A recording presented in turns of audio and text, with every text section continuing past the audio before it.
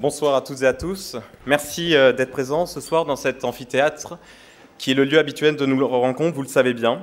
C'est toujours un grand plaisir pour moi de vous accueillir à Audencia Nantes pour les conférences Iségoria. Merci Arnaud Barry, un de mes prédécesseurs à la présidence d'Iségoria, d'être parmi nous ce soir. Pour ce nouveau rendez-vous de la saison, nous avons eu envie de vous métamorphoser. Nous avons envie de vous prescrire un remède à la morosité et au pessimisme ambiant. Nous en avions assez. Assez de tout voir en négatif. Assez de tous les jours entendre des informations pesantes. Bref, assez de ne parler que des échecs. Alors, nous nous sommes tournés vers ceux et celles qui permettent aux forces vives de s'exprimer. Et en invitant ce soir Aude de Thuin, nous avons voulu donner la parole à celle qui sait découvrir avant tout le monde les talents cachés en France. Alors, Madame de Thuin, je veux vous remercier, sincèrement, au nom de mon association, au nom de l'école, de nous honorer de votre présence ici, ce soir, à Audencia Nantes. Madame Aude de Thuin, vous êtes et vous faites partie de ces femmes qui osent, qui entreprennent, qui réussissent. Psychologue de formation, autodidacte en entrepreneuriat et en création d'entreprises, ambitieuse affirmée aussi, vous fondez depuis près de 30 ans des entreprises, des sociétés et des événements de grande envergure qui, j'ose le dire, cartonnent. Et si vous le permettez, je dirais de vous que vous êtes une serial entrepreneur engagée. Vous avez cette intuition, ce French flair, qui vous permet de déceler avant tous les autres ce dont la société a besoin, pour changer, pour évoluer, pour aller de l'avant, qui vous permet d'être toujours en avance sur votre temps et qui fait que vous concevez ce qui n'existe pas encore. Alors, pour illustrer mon propos, je ne résiste pas à l'envie de citer vos créations, vos succès, dois-je dire, tant ils sont le reflet de la personne hors du commun que vous êtes. Autant de succès qui sont des réponses aux crises que nous traversons. Tout d'abord, vous organisez dès 1981 la Semaine internationale du marketing direct, premier salon consacré à ce domaine-là du marketing. À l'époque, imaginez, cher public, le cran qu'il faut avoir à l'époque pour inventer un tel salon, à une période où on ne parle pas encore, où on ne parle encore que du métier de la vente par correspondance. Avec ce premier salon, vous montrez votre capacité d'être une entrepreneur visionnaire. Puis, vous créez dès 1993 l'Art du Jardin, en réponse à la crise économique que nous traversons et au besoin de retour au cocooning. Ce salon, consacré au jardin, comme son nom l'indique, vous l'avez fait en plus renaître en 2013 au Grand Palais à Paris, après presque 10 ans d'arrêt. Là, c'est votre détermination, sans faille, qui refait surface. Puis en 2005, vous affirmez mondialement votre engagement pour les femmes. Vous créez le Women's Forum, véritable rendez-vous, annuel, incontournable pour les femmes d'influence du monde entier. Ce Davos au féminin, c'est le lieu de débat, de réflexion et d'action qui donne la parole aux femmes. Femmes chefs d'entreprise, patronnes de start-up, pontes de la finance, femmes politiques, lobbyistes, toutes se réunissent pour faire valoir et entendre la voix des femmes sur tous les sujets de notre société, pour montrer que la participation des femmes aux réflexions économiques et politiques internationales est primordiale. Parce que vous constatez qu'encore aujourd'hui, dans les assemblées où s'écrit notre avenir, où se dessine notre monde, leur voix n'est pas suffisamment audible. Avec Osons la France, en 2012, vous proposez là encore une solution anti-morosité et anti-crise. Ce mouvement qui réunit les acteurs économiques de la société civile, ceux qui osent, qui essaient, qui créent, qui inventent la France et le monde de demain. Dans le cadre d'Osons la France, ce sont des idées nouvelles qui émergent pour construire l'histoire de demain. Enfin, en 2013, ce ne sont pas moins de 4 forums où entrepreneurs, patrons, managers français, ayant tous fait preuve d'audace, se réunissent et sont mis à l'honneur. Parlons-en de cette audace. L'audace, on a ce point en commun. Comment passer sous silence ce trait de caractère dans une école dont le nom, Audencia, porte en lui le fondement de l'audace? Voilà 5 réalisations qui vous caractérisent, qui vous définissent, qui vous ressemblent. Mais outre ces réalisations exceptionnelles, vous êtes aussi une féministe pragmatique, c'est ce que vous dites. À l'image du Women's Forum, vous considérez que c'est ce rationalisme qui fera évoluer la place de la femme dans notre société. Parce que selon vous, il est évident, il est important aujourd'hui de continuer à faire valoir les idées de la femme. Non pas au détriment de celles des hommes, bien évidemment, mais de façon complémentaire à celles des hommes. Et pour cela, eh bien, les femmes doivent davantage oser, davantage se faire entendre, davantage assumer leurs ambitions. Femmes, Si vous osiez, le monde s'en porterait mieux. Vous l'écrivez. La complémentarité homme-femme est donc pour vous une nécessité et une source de progrès. Alors, cher public, voilà qui est Aude de Thuin. L'audace, l'intuition, l'ambition, l'innovation, la féminisation, autant de mots qui sont des clés pour vous comprendre, Aude de Thuin. Vous êtes l'incarnation même de la femme qui, par audace, par intuition, innove et ambitionne de faire avancer notre monde ou à tout le moins notre pays. Parce qu'avec vous, vouloir évoluer, vouloir changer, vouloir avancer, ce n'est pas une utopie, c'est une nécessité absolue. Vous êtes alors une source d'inspiration pour les nouveaux business models et ceux qui les font, ou devrais-je dire plutôt celles qui les font. Dans cet amphithéâtre, ce soir, Aude de Thuin, vous avez la parole, sans langue de bois, pour partager votre expertise de cette France, de ce monde qui entreprend, de ces femmes qui innovent, naviguant parfois de difficulté en difficulté pour un jour, en définitive, épouser le succès. Alors merci. Merci de nous amener sur cette voie, de nous donner votre antidote, votre remède à la morosité. Chère Aude de Thuin, je vous souhaite une excellente conférence à Audencia Nantes. À toutes et à tous, chers publics, j'espère évidemment que vous prendrez autant de plaisir que nous en avons pris à préparer pour vous ce nouveau rendez-vous Iségoria. Je laisse la parole à Laurent Noël, le parrain de l'association, qui va nous aider à cerner un peu mieux les enjeux d'une telle thématique. Merci à toutes et à tous.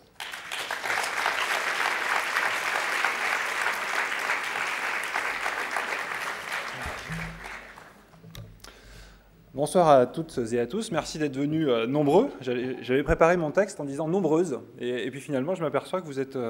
il y a quand même une minorité masculine, mais qui est quand même bien présente. Donc nombreux, on peut garder le masculin, même s'il a de moins en moins de sens, surtout en votre présence, chère Aude de Thuin.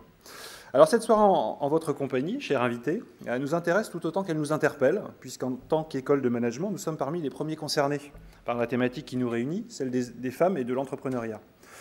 Pour introduire le débat de ce soir, j'ai tout d'abord tenter de mobiliser les réflexions de nos grands penseurs. Je vous en soumets deux qui m'ont laissé assez circonspect.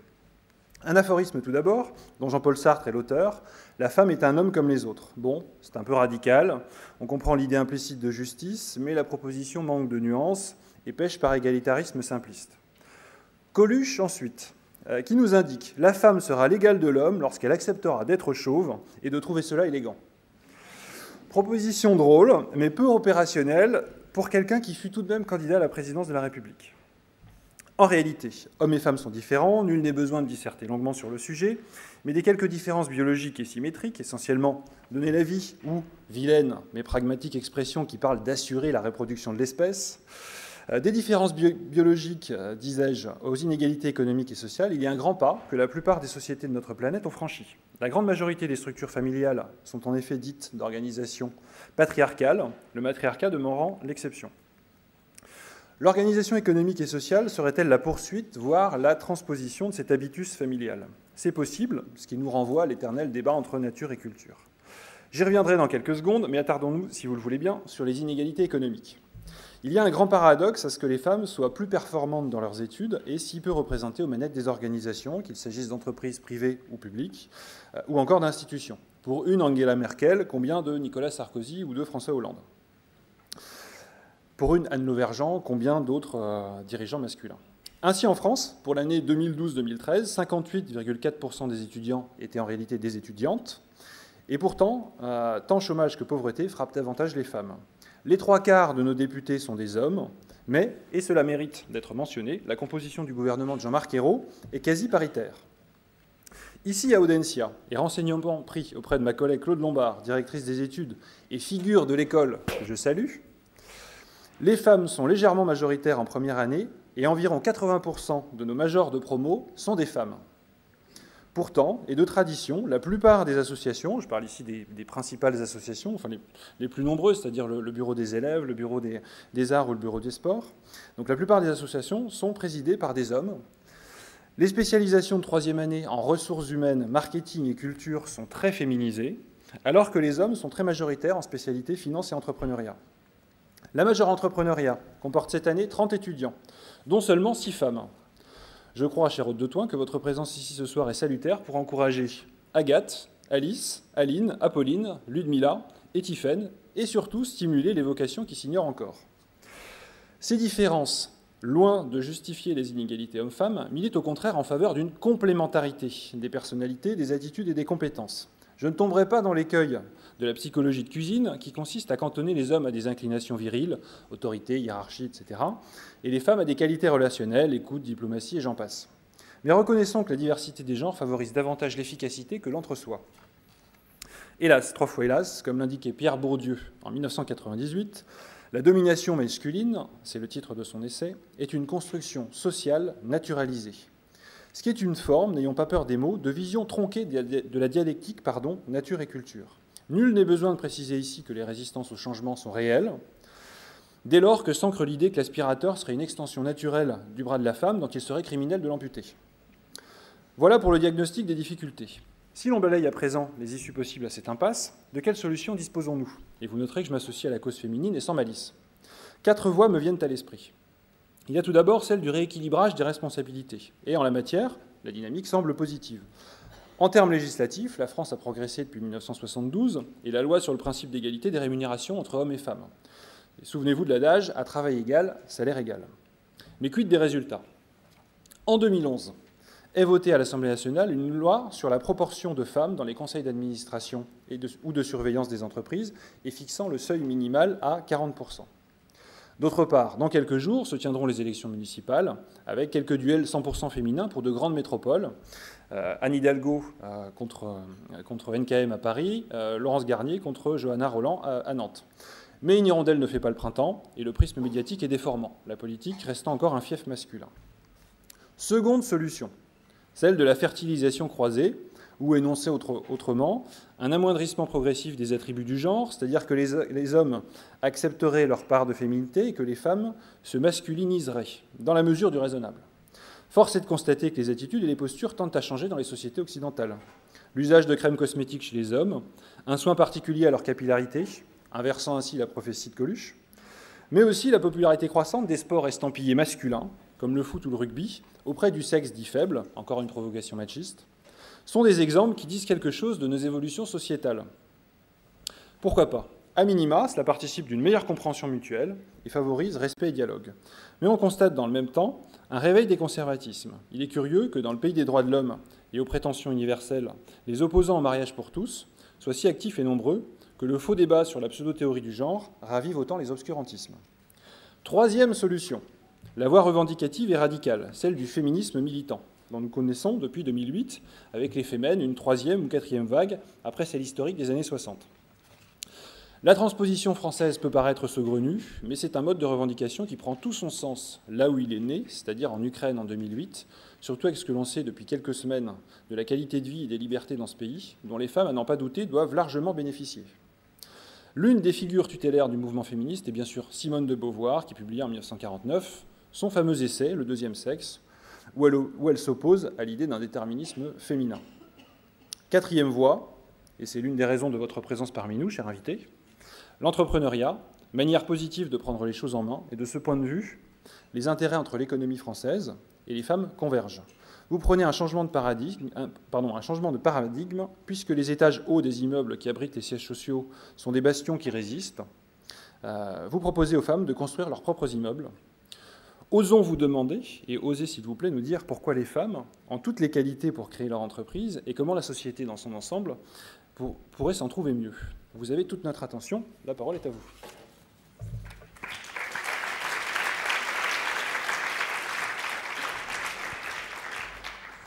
Bonsoir, je suis ravie d'être ici particulièrement à Nantes, qui est une ville que j'aime beaucoup, que je trouve élégante. Et chaque fois, j'ai beaucoup de plaisir de venir dans cette ville. Et je disais aux étudiants qui sont venus me chercher que je regrettais de ne jamais avoir plus de temps, finalement, parce que quand je viens, j'arrive à la gare, je viens pour travailler et je repars, avec à chaque fois très peu de temps, finalement.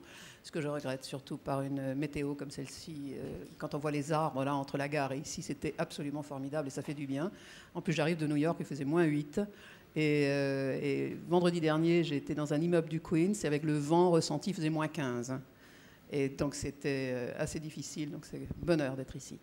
C'est assez difficile comme ça de démarrer, oui je suis seule là, c'est assez rare aussi, et de démarrer sans avoir de questions préalables posées parce que J'hésite à rebondir, peut-être je vais commencer par ça, sur les femmes et l'entrepreneur.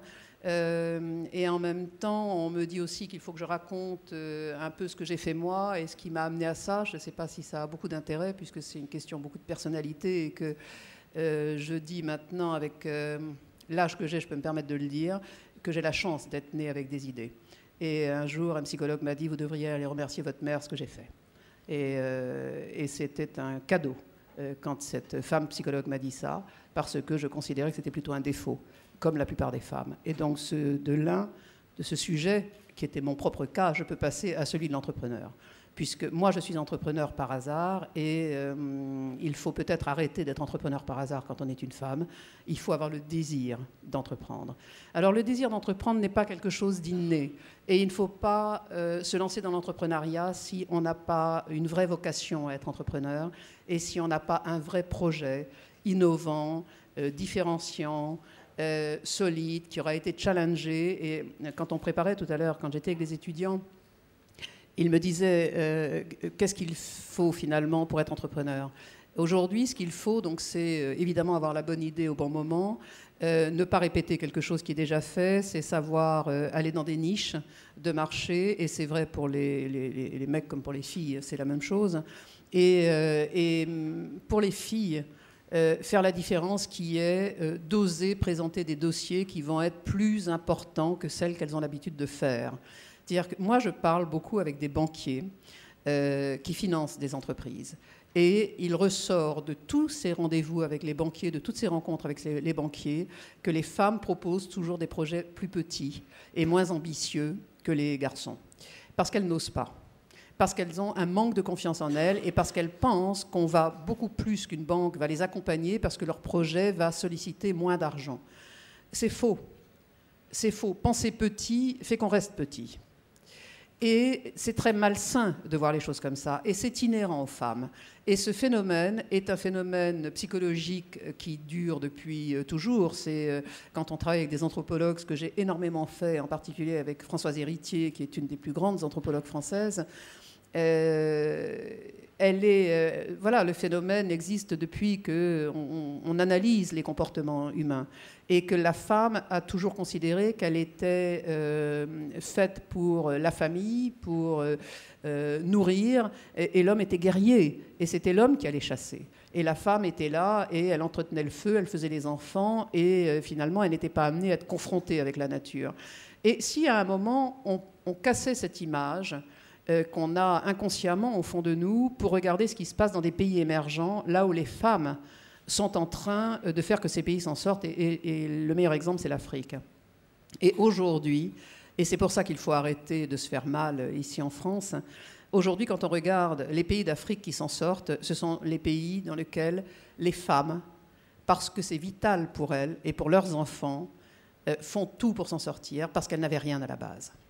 Et c'est ça qui est intéressant, parce que ces femmes africaines, et c'est le meilleur exemple qu'on puisse donner, je trouve aujourd'hui, une meilleure comparaison, d'abord c'est une fois de plus sortir de France et arrêter de tourner en rond autour de nos problèmes, même si on y reviendra et s'il faut qu'on s'en sorte, effectivement, mais c'est de se remettre en perspective d'un monde plus global. Aujourd'hui, les pays qui s'en sortent, les pays émergents, sont ceux dans lesquels les femmes ont une stratégie de survie. C'est-à-dire que ce n'est même pas une stratégie, c'est spontané. Elles sont dans la survie, parce que sinon, elles ne pourront pas nourrir leurs enfants. Et donc, cette stratégie de survie, ce comportement de survie, les amène à se dépasser.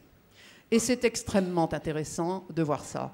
Et il y a un exemple que j'ai eu la chance de rencontrer, j'étais donc à New York la semaine dernière, et vendredi, je déjeunais aux Nations Unies, et il y avait à ma table une femme nigériane, qui est née à la campagne, qui n'a pas d'éducation, qui a simplement été repérée comme ayant une intelligence qui pouvait faire que...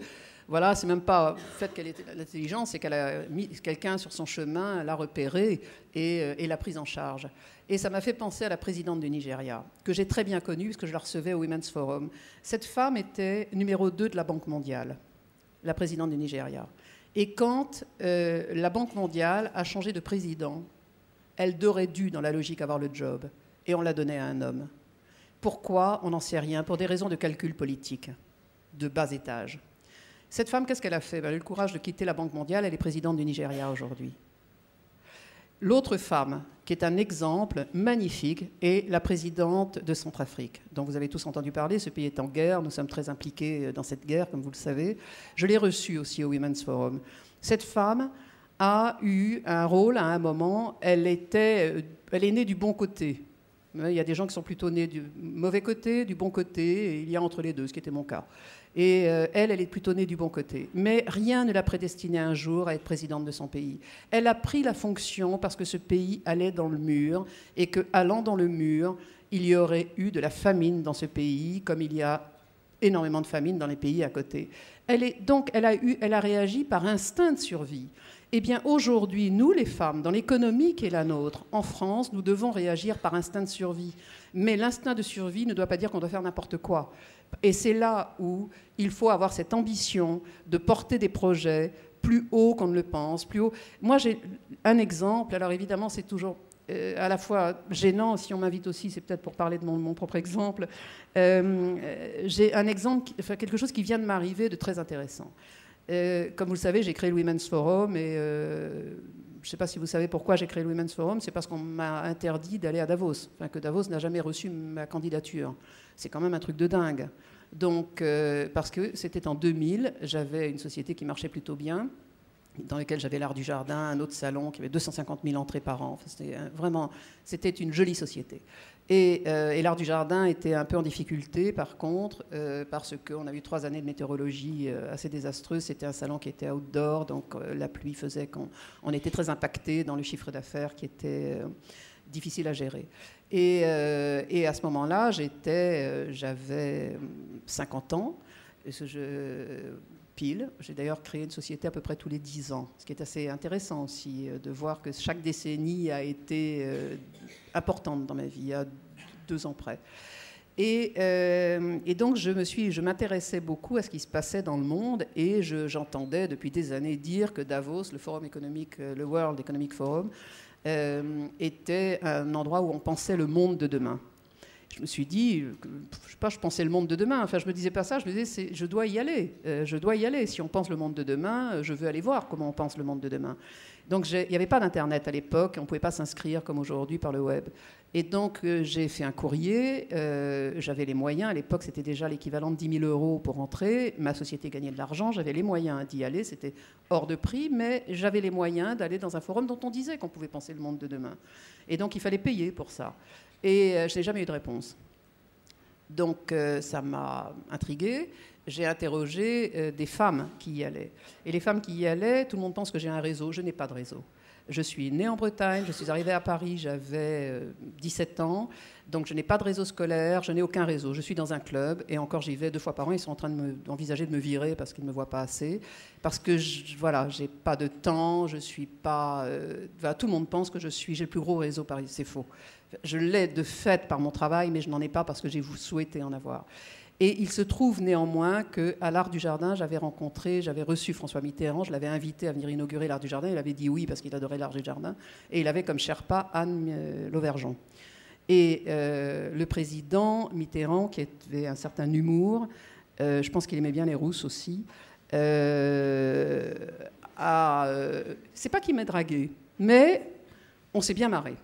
Et Anne Lauvergeon aussi, par le fait. Elle était Sherpa, et donc elle trouvait que c'était marrant que le président, comme ça, et d'ailleurs, quelques jours après, l'Élysée appelle, mon mari décroche, et on lui dit, le président voudrait déjeuner avec Madame de Thuin, et il dit, oui, moi je suis la reine d'Angleterre.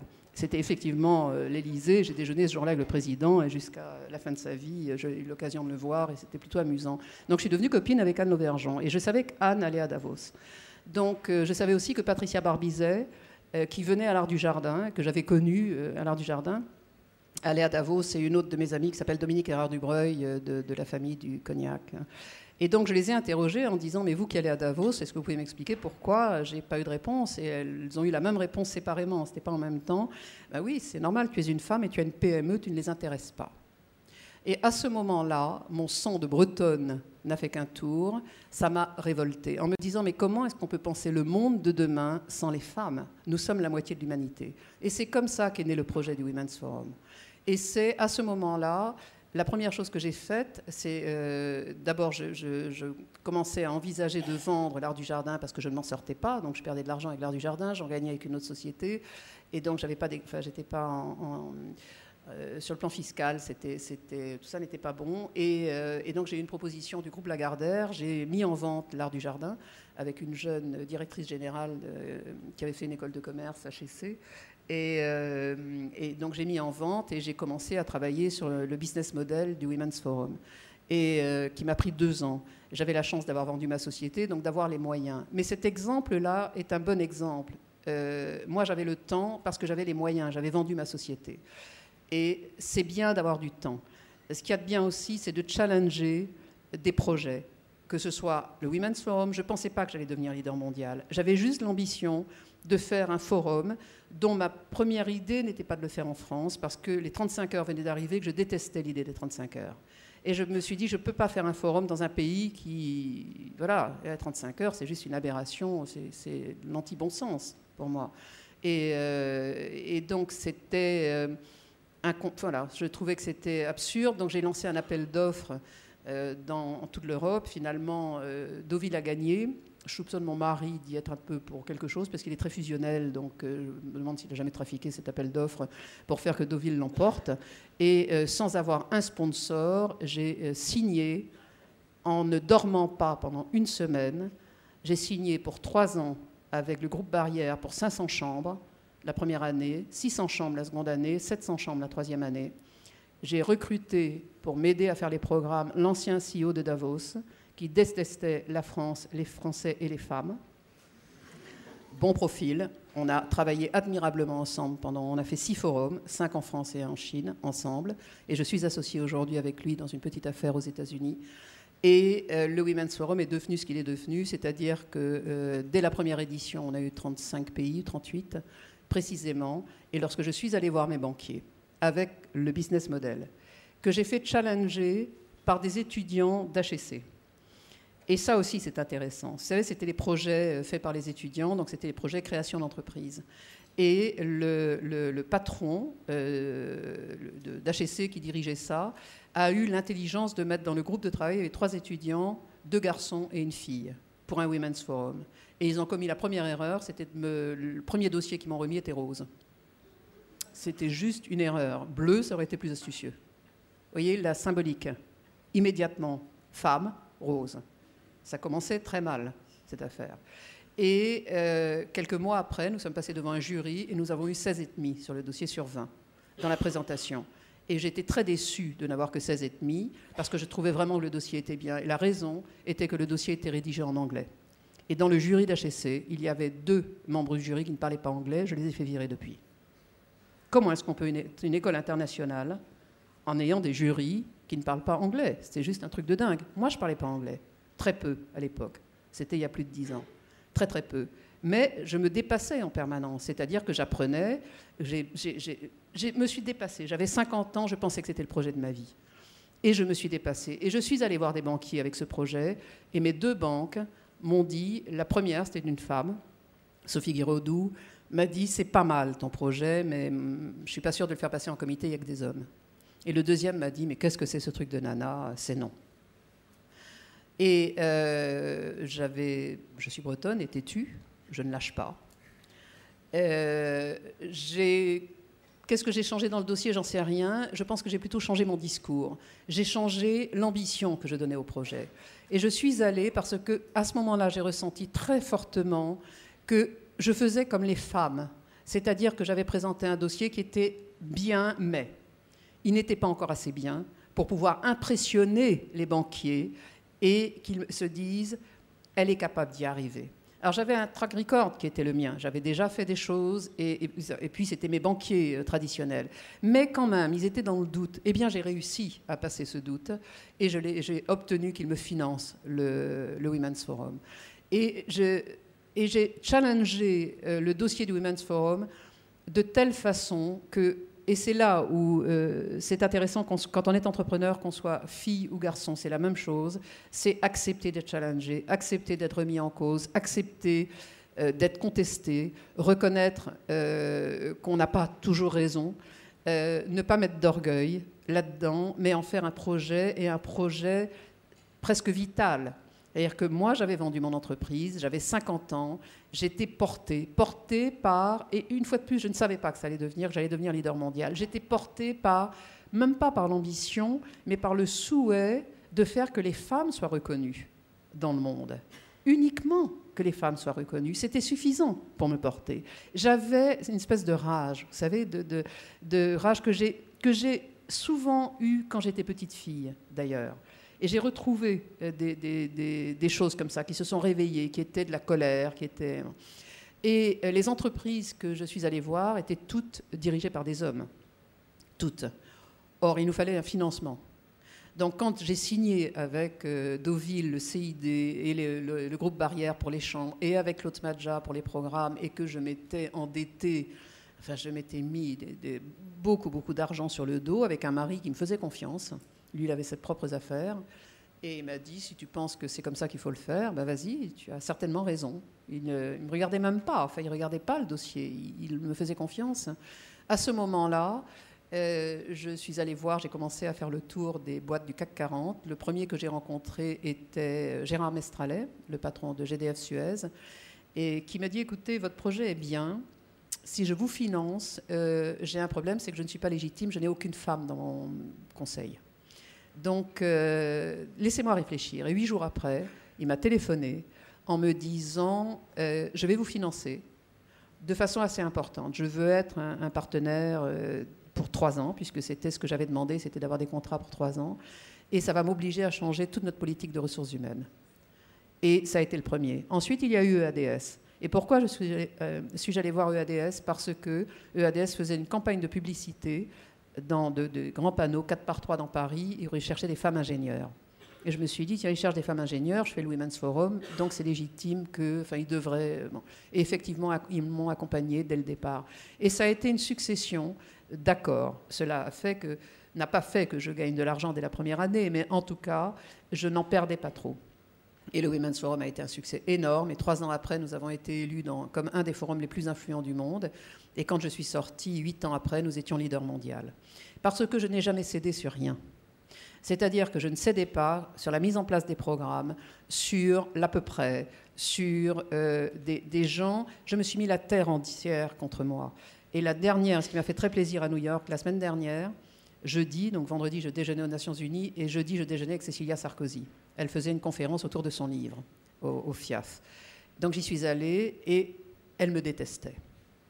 Et je vais vous dire pourquoi elle me détestait. Parce que, donc quand je préparais le Women's Forum, en 2003, 2004, Anne Lauvergeon était dans mon conseil, et elle me dit un jour, tiens, il y a Cécilia Sarkozy qui va t'appeler, elle aimerait que tu lui donnes la parole. J'ai dit, je ne comprends pas pourquoi tu me demandes une chose comme ça, tu es dans le conseil, et pourquoi est-ce qu'on lui donnerait la parole? Elle n'était rien. Elle n'était rien. En 2005, c'était même avant, c'était en 2004, quand on préparait, elle était femme 2 d'un candidat, d'un politique, mais elle-même ne dirigeait pas un parti politique, elle n'était pas entrepreneur, elle ne dirigeait pas une association, une fondation, elle n'avait aucune légitimité pour avoir la parole chez nous. Il fallait quand même, l'ambition où je plaçais ce forum, faisait que, voilà. Donc, j'oublie que je dis ça à Anne, j'oublie cette histoire, et un jour, on me dit Madame Sarkozy au téléphone. J'en connais une, je crois Caroline, je dis allô Caroline, comment vas-tu? Elle me dit non, c'est pas Caroline, c'est Cécilia Sarkozy. Et je me dis, autant de la voir, j'ai passé un mauvais quart d'heure. Effectivement, j'ai passé un mauvais quart d'heure qui a duré 5 minutes. Elle me dit, pareil que vous ne voulez pas de moi. Je lui dis, c'est vrai. C'est vrai. Elle me dit, mais vous avez une raison. Je lui dis, écoutez, oui, enfin, j'ai une raison, c'est que nous avons fait un cahier des charges, et ce cahier des charges fait que je veux avoir des femmes et des hommes, puisqu'on avait 15-20% de speakers hommes, qui ont fait des choses, et j'essayais de le lui dire à peu près correctement. Je ne suis pas très diplomate. Et je sentais que plus j'y allais, plus je m'enfonçais, et plus je ne m'en sortirais pas.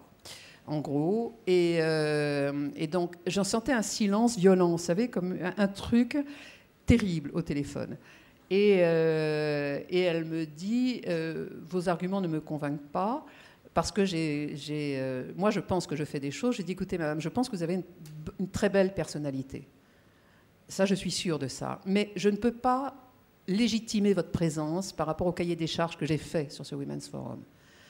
Et là, elle m'engueule, je ne sais plus ce qu'elle me dit, et je lui dis, madame, si je vous invitais à prendre la parole, je me décrédibiliserais, et je ne peux pas me permettre ça avec les enjeux qui sont les miens.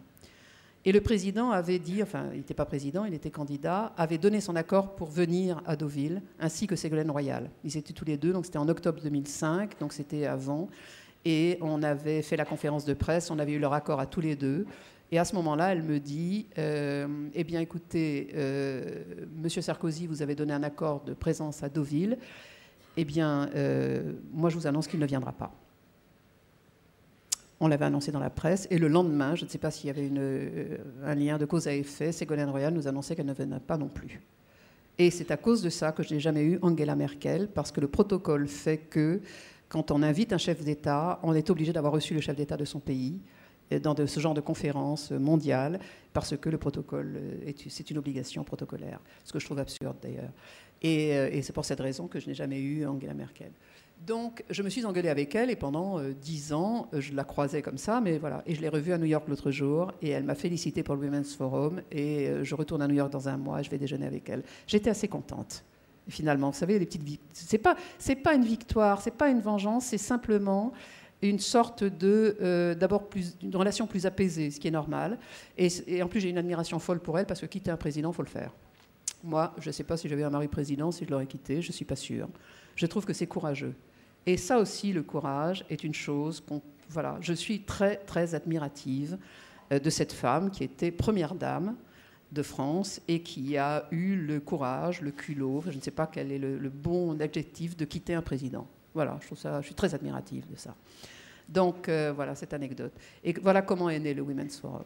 Et donc pour revenir aux femmes entrepreneurs, il faut oser présenter des dossiers plus costauds, quitte après à aller revoir avec son banquier et à demander au banquier et à d'autres personnes de vous challenger sur ces projets. Et c'est en permanence ça. Dans la crise qui est la nôtre aujourd'hui, les femmes qui créent une entreprise par défaut, c'est-à-dire parce qu'elles n'ont pas de job, qu'elles ont perdu leur job, vont dans le mur. On ne crée pas une entreprise par défaut. On crée une entreprise avec un projet qui correspond à une réalité économique, qui correspond à un marché, et pas uniquement parce qu'on n'a pas de job.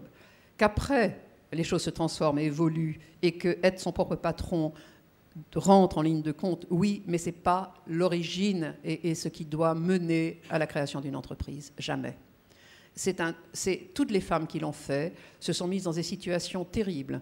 Pourquoi ? Parce que quand elles ont fait ça par défaut, elles ont la plupart du temps emprunté à leur famille, elles travaillent 50 heures par semaine, et la plupart du temps, quand c'est par défaut, l'entreprise se plante, et elles perdent, et elles passent leur temps après à rembourser les emprunts qu'elles ont faits, à rembourser leur famille, quand il n'y a pas d'autres conséquences familiales beaucoup plus impactantes.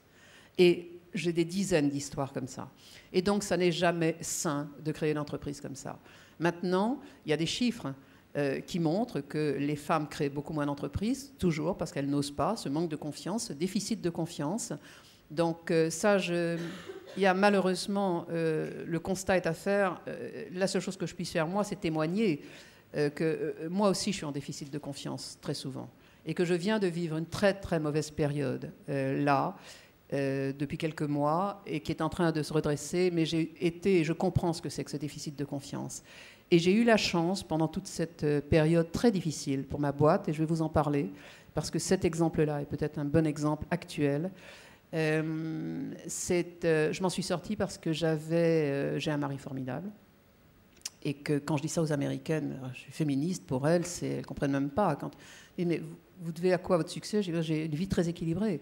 J'ai un mari formidable qui me fait confiance, et j'ai une fille et des petits-enfants qui en permanence aussi m'aident à retomber sur mes pattes quand je vais mal. Et les valeurs, et d'ailleurs dans les papiers qu'on lit aujourd'hui dans la presse, on voit bien que les valeurs essentielles de notre époque, qui est une période si difficile, si complexe, si dangereuse aussi, est une période où les valeurs familiales sont dominantes. Et il faut avoir le courage de le dire, de le reconnaître, et de se lâcher auprès de sa famille, et d'accepter d'être aidé. Et moi, j'ai une grande partie de ma vie été un mec dans ma façon de diriger les affaires, au sens où je n'avais pas beaucoup d'attention aux autres, au sens où je n'écoutais que mon propre instinct. J'étais pas dans l'écoute vraiment des autres. Et j'en parle d'ailleurs dans mon livre parce que ce livre est, comme toujours, un livre est une thérapie, évidemment. Et lorsque j'ai perdu le Women's Forum, je ne vous ai pas dit d'ailleurs pourquoi je l'ai perdu, ça a été une remise en cause absolument incroyable.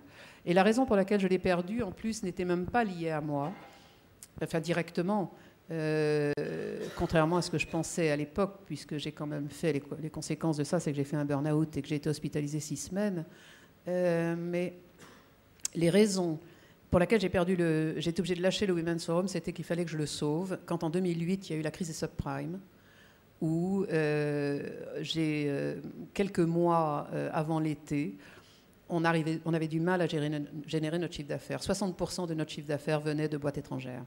Et dans ces 60%, 35-38% venaient de boîtes comme Lehman Brothers, AIG, Dexia. Ça vous dit tous quelque chose. Ce sont ces boîtes qui ont été très impactées par les subprimes. Et donc, je sentais que les contrats n'arrivaient pas.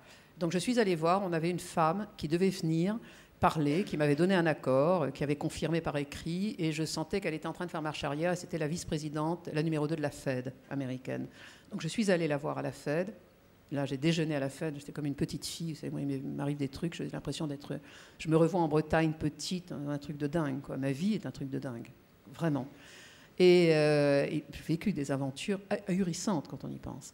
Et donc, je vais déjeuner à la Fed et elle me dit, écoutez, Aude, je ne pourrai pas venir parce qu'il va se passer quelque chose de très grave dans le monde financier. Je ne sais pas quand. Je ne peux pas vous le décrire, mais en tout cas, je ne viendrai pas. Et j'ai compris au moment où elle me disait, je ne viendrai pas, que moi, je ne ferai pas le chiffre d'affaires de l'année, comme prévu. Et effectivement, nous avons fait moins 32%. Voilà, parce que ces boîtes-là ne nous ont pas accompagnés. Donc je suis rentrée des États-Unis en disant à mon équipe, on va avoir une année très difficile. L'année d'avant, on avait été élu comme un des forums les plus influents du monde. On avait validé le business model après 3 ans d'investissement.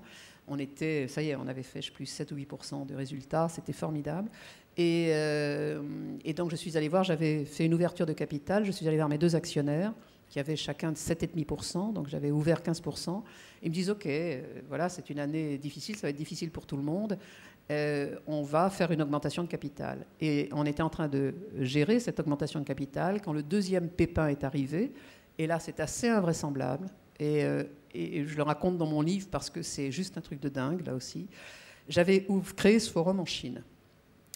Parce que dans la série Un entrepreneur s'est cinglé, j'ai quand même bien cinglé. Et j'avais fait venir des Chinoises au premier forum dès 2005. Et elle m'avait poussé pour que j'aille faire ce forum en Chine. Donc, n'écoutant que ma folie, j'y suis allée. Le premier forum a eu lieu, formidable, et j'avais pris un accord avec le gouvernement chinois, représenté par la présidente de la Fédération des femmes, qui avait beaucoup d'humour et qui me disait, en gros, je suis présidente de 580 millions de femmes. Ce qui est assez... voilà, et ce qui est normal quand on connaît la Chine. Et elle avait beaucoup, beaucoup d'humour. Et donc, j'ai été très encouragée par le gouvernement chinois, mais j'avais un accord avec eux, qui est que je commençais par faire ce forum à Shanghai. C'était Shanghai-Pékin. Moi, je voulais le faire dans la capitale, immédiatement à Pékin.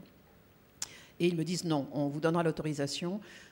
Commencez par Shanghai. Et donc, Shanghai-Pékin, Shanghai-Pékin. Donc, le premier forum a eu lieu en 2008 à Shanghai, avec beaucoup de succès. Un peu comme à Deauville. On a eu 35 pays, à Deauville, je crois, 38. Et le deuxième, j'avais 11 personnes là-bas qui travaillaient pour moi. Mon bureau était dirigé par une femme énarque qui parlait chinois, le mandarin de façon courante. Et j'avais une équipe moitié chinoise et moitié européenne. Non, j'avais aussi une américaine dans l'équipe.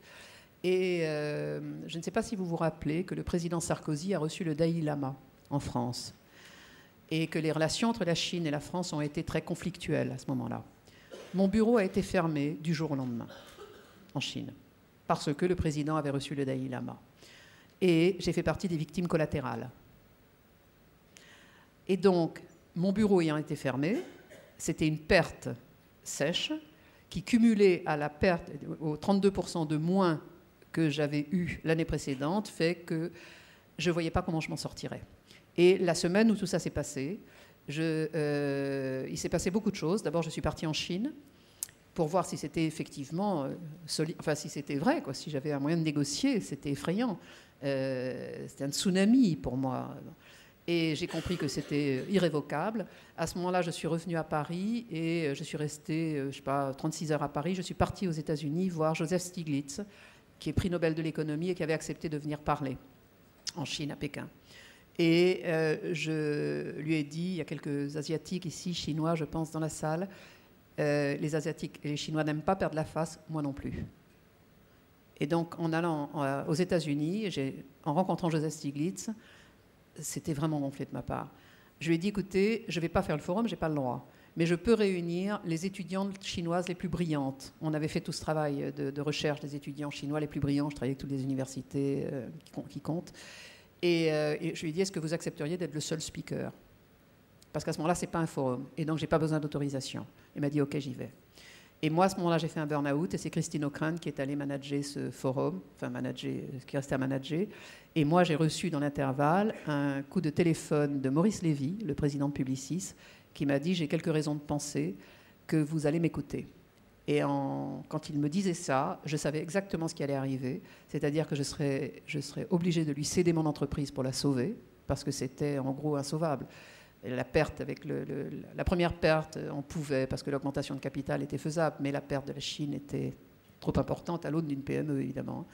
Et je savais très bien ce qui était concomitant de la situation, c'est-à-dire que s'ils m'achetaient, ils allaient me virer, ce qui s'est passé. Et c'est comme ça que je suis sortie du Women's Forum.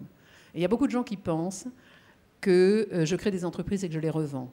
Je n'ai jamais été dans ce désir de créer des entreprises et de les revendre. Sauf la grosse première entreprise que j'ai eue, qui était la semaine du marketing direct, dont vous avez parlé tout à l'heure. Parce que là, pour d'autres raisons, j'ai souhaité vendre cette entreprise. J'avais eu 22 propositions de rachat et je venais de me remarier. Et j'ai considéré que je n'étais pas mariée avec ma boîte. Ce qui était une très belle leçon de vie aussi. Et je me mariais avec un mec qui avait 3 enfants, donc je devenais belle-mère, ce qui déjà est un énorme boulot. Et donc j'ai cru que ça allait comme ça. Bon. Et puis, ça fait 25 ans, puisque je suis mariée, nous fêtons 25 ans de mariage en septembre prochain. Je suis en train d'envoyer les Save the Date à tous nos amis qui étaient à notre mariage. Et à ce moment-là, j'ai vendu mon entreprise avec beaucoup de bonheur, parce que quand on a 22 propositions de rachat, c'est très sain de se dire aussi qu'on peut vendre une entreprise quand elle a de la valeur et qu'il n'y a pas de honte à vendre une entreprise. Et donc j'étais très heureuse de vendre cette entreprise qui était un aboutissement. J'avais 40 ans, j'étais leader européen et je trouvais ça formidable de céder cette entreprise parce que tout d'un coup, je rentrais dans une autre vie qui était... voilà. Et puis, c'est passé un truc, et c'est là où il faut toujours... Enfin, ne jamais ignorer à quel point ce qui nous arrive personnellement impacte sur notre vie de boulot et sur nos décisions, consciemment ou inconsciemment. Nous, il s'est passé un truc avec mon mari ahurissant. Il y a des Corses dans la salle? Il y en a un. Nous avions décidé que nous n'aurions pas d'enfants. Avec mon mari, il en avait 3, j'en avais une, c'était bien. On a décidé de se faire construire une maison en Corse et nous avons sauté. On a eu 3 bombes. Quand je vous dis que ma vie est un truc de dingue... Et quand on a reçu des bombes, c'était pas parce que c'était pas le FLNC, on a même reçu une lettre d'excuse du FLNC. C'est simplement parce qu'on avait demandé 2 devis et qu'on a confié le chantier à une des entreprises et pas à l'autre, et c'est celle qu'on n'avait pas choisie qui nous a fait sauter parce que c'est corse. Hein.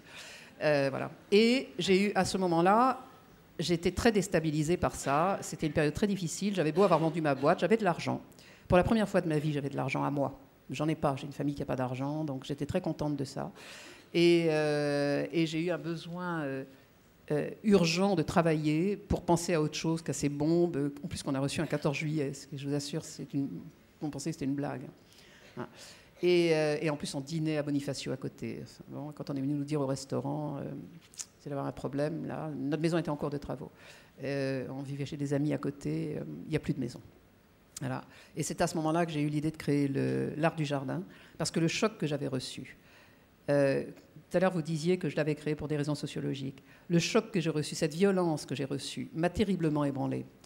Et j'adorais l'idée de construire une maison avec mon mari. Et pas d'enfants, c'est pas la peine de construire des enfants. Et j'utilise à dessein ce mot construire. C'est pas la peine. Un enfant n'est pas une raison, enfin, n'est pas un aboutissement du couple. On peut avoir des enfants, on peut ne pas en avoir. C'est pas un problème aujourd'hui. C'est pas, et ça l'a jamais été. Et il faut qu'on arrête de penser ça aussi, et les femmes doivent savoir qu'elles peuvent être très heureuses sans avoir d'enfants. La semaine dernière, il y a un mois, on a fait une conférence à Lyon sur des femmes qui avaient fait un choix de vie, dont une qui est venue dire qu'elle n'avait jamais voulu avoir d'enfant ni se marier. Elle s'est mariée à 57 ans.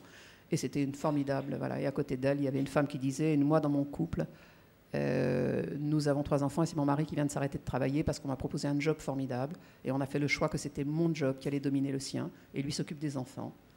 OK, dont acte. Et c'est formidable. Et la 3e qui dit, moi, j'avais un rêve d'enfant, je n'ai pas pu en avoir, et donc j'ai fait faire des enfants par une mère porteuse. C'était magnifique témoignage. Magnifique témoignage. Chacun est libre. Et il faut qu'on arrête de se fixer des contraintes et de rentrer dans les normes qui nous sont quelque part imposées, consciemment ou inconsciemment. Et il faut qu'on soit en mesure d'analyser ce qui nous est imposé, beaucoup plus que l'inverse. Et vraiment, et particulièrement pour les femmes, ne rentrons pas dans les pièges qui nous sont tendus à tout moment de la vie, tout le temps. Tout le temps. Moi, je suis tombée dedans, à peu près tous. Donc, je vous le dis parce que ce n'est pas la peine de suivre. Je ne suis pas un exemple, donc ce n'est pas la peine. Et donc, notre maison saute. Quand je raconte des histoires, ma fille et mes beaux-enfants disent, elle démarre, elle part comme ça, est-ce qu'elle retombera sur ses pattes? C'est pas sûr.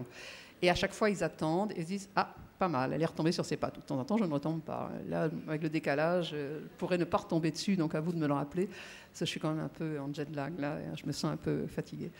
Mais, donc, j'en étais à la maison qui a sauté, à l'Art du Jardin, et je me suis dit, j'allais, avec mon mari, on aimait le jardin tous les deux, vraiment beaucoup. Moi, j'avais la chance d'avoir un jardin à Paris, dans une maison de gardien que j'avais réussi à avoir, des raisons assez amusantes.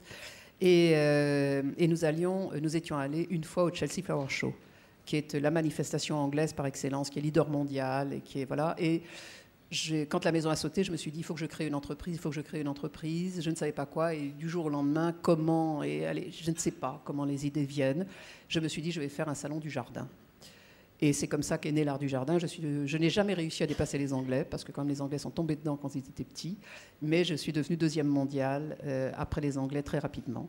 Et j'ai mené cette société avec beaucoup de bonheur pendant 11 ans, jusqu'à ce que la pluie fasse qu'on perdait de l'argent. Dans l'intervalle, j'avais créé un autre salon qui, lui, était inouï, qui était un contresens par rapport à ma propre sensibilité, mais que je reconnaissais, qui était un salon qui s'appelait Création et Savoir-faire sur le do-it-yourself.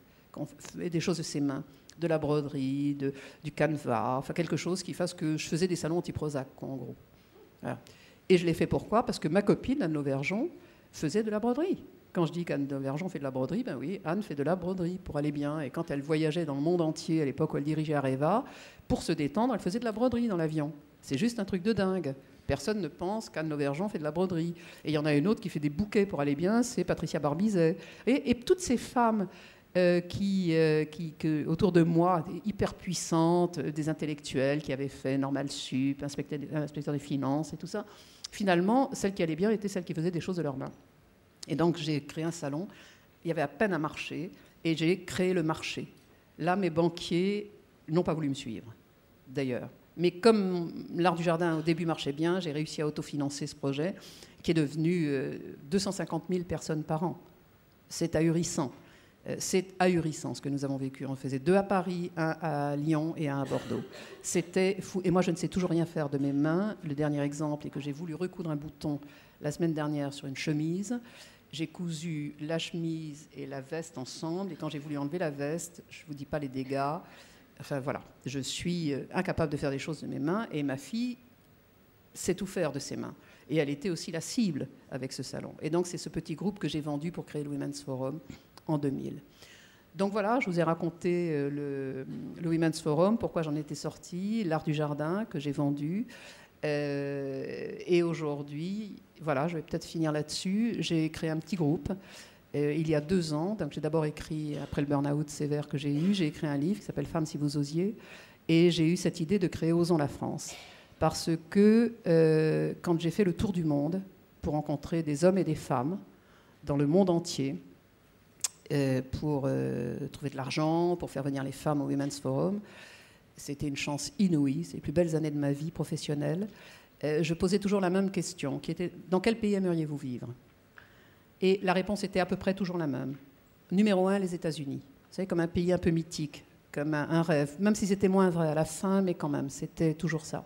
Et le deuxième pays cité était la France, et là j'avais le droit à, je vous la fais courte, mais alors on ne vous comprend pas, vous les Français. Vous êtes dans le plus beau pays du monde. Vous avez les infrastructures, vous avez l'éducation, vous avez la sécurité sociale, vous avez le pinard, vous avez la mode, vous avez les chauffeurs de taxi les plus insupportables, vous êtes le premier consommateur de psychotropes au monde et vous avez globalement un mauvais caractère. Et vous êtes dépressif. Parlez-moi de votre pays. Et à chaque fois que je rentrais de voyage, je disais ça à mon mari. Je disais, c'est incroyable, finalement, celui-là ou celle-là m'a dit ça, et en gros, c'était ça, quoi. La conclusion, c'était toujours la même chose. Et l'incompréhension que les gens avaient de notre pays. Et c'était il y a 4 ans, 5 ans. Vous imaginez maintenant. Juste pris pour des cinglés, là, quand même. Et donc un jour, j'avais 60 ans quand je suis sortie du Women's Forum. Et je me suis dit, c'est un âge formidable pour lancer probablement ma dernière entreprise, qui va durer 10 ans, parce que je n'imagine pas de m'arrêter. La retraite est un mot que j'ai banni de mon vocabulaire, parce que je pense que si je m'arrêtais, je ferais une dépression très grave. Donc comme j'ai frôlé la dépression et que j'ai eu un burn-out, je sais ce que c'est. Donc moi j'ai un mari qui a adoré vendre sa boîte, qui a adoré être à la retraite. Enfin maintenant, comme il dit... les choses ont un peu changé, je l'ai fait bosser là. Il bosse comme un malade. Maintenant, c'est assez amusant, mais il s'amuse comme un fou finalement, il est beaucoup plus content. Je pense qu'il n'attendait que ça, mais il n'a jamais voulu l'avouer. Et vous allez comprendre pourquoi il travaille, parce que ce qui m'arrive en ce moment est assez formidable. Donc j'avais 60 ans, et je me suis dit que j'allais créer une boîte, je ne savais pas très bien. J'avais adoré faire un forum, parce qu'un forum, contrairement à un salon, c'est beaucoup plus intellectuel. C'est une démarche de construction intellectuelle qui fait que si vous êtes bon, les gens viennent dans un forum. Un salon, c'est grand public, c'est plus diffus. Il n'y a pas de démarche intellectuelle dans un salon, rarement. Un forum, si. Et ce que j'avais adoré au Women's Forum, c'était ça. C'est que je me suis coltiné les meilleurs speakers du monde. J'ai eu la chance de rencontrer les gens les plus brillants du monde. Et j'avais l'impression, enfin, par rapport à moi-même et au travail analytique que j'ai fait, d'être à la hauteur de ces gens-là. Et ça, c'était formidable. De considérer que ces gens-là, ils venaient parce que je les sollicitais et qu'ils trouvaient que j'étais à leur hauteur aussi. Il n'y avait pas de jugement. Et moi, qui ne suis pas diplômée comme ces gens-là, et moi qui avais arrêté mes études de psychologie, qui suis une autodidacte, j'ai été réconciliée avec moi-même parce que j'étais rassurée par cette capacité que j'avais eue à monter, à créer seul le Women's Forum, avec certes des groupes de travail, des gens que je payais, mais avec la volonté que j'ai eue de faire de ce forum et de donner à la France, malgré tous les ennuis que j'ai eus. Je ne vous dis pas les 3 huissiers qui ont débarqué parce que le forum était en anglais, pour m'interdire de le faire en anglais. Et la 3e fois que j'ai reçu l'huissier, je lui ai dit, monsieur, si vous revenez une 4e fois, le forum aura quitté la France. Et le papier de l'huissier est parti à l'Élysée. Et je n'ai plus jamais de nouvelles et le forum est toujours en anglais. Bon, il ne faut juste pas céder quand même. Voilà. Parce que si on veut faire des forums de niveau mondial, il faut oser être en anglais. Et c'était traduit en français, donc c'était très bien pour les Français qui ne parlaient pas anglais. Moi, j'avais un anglais épouvantable. Je l'ai fait. À un moment, il faut se dépasser aussi, et se surpasser tout le temps. Et donc vous voyez, je ne sais plus là. Redites-moi. Osons. Et donc, j'ai pris en compte tout ce que j'avais entendu sur la France et je me suis dit, après tout, si je fais un forum sur la France, c'est peut-être pas mal. J'ai réussi les femmes, je suis leader mondial. Peut-être, je ne vais pas changer mon pays, mais faire quelque chose pour mon pays, j'aime bien l'idée. Et c'est comme ça qu'est né Osons la France. Et lorsque j'ai dit à mes collaborateurs qu'au départ, ça devait s'appeler le French Forum, ça devait avoir lieu à Versailles, ça devait être 3 jours. Et, bon. Et puis on s'est rendu compte que la crise n'autorisait plus ce genre de business model. Donc on a décidé de les faire des forums d'une journée, de les faire à Paris, à Lille et Lyon. On devait le faire à Nantes. Ils n'ont pas voulu de nous, ici.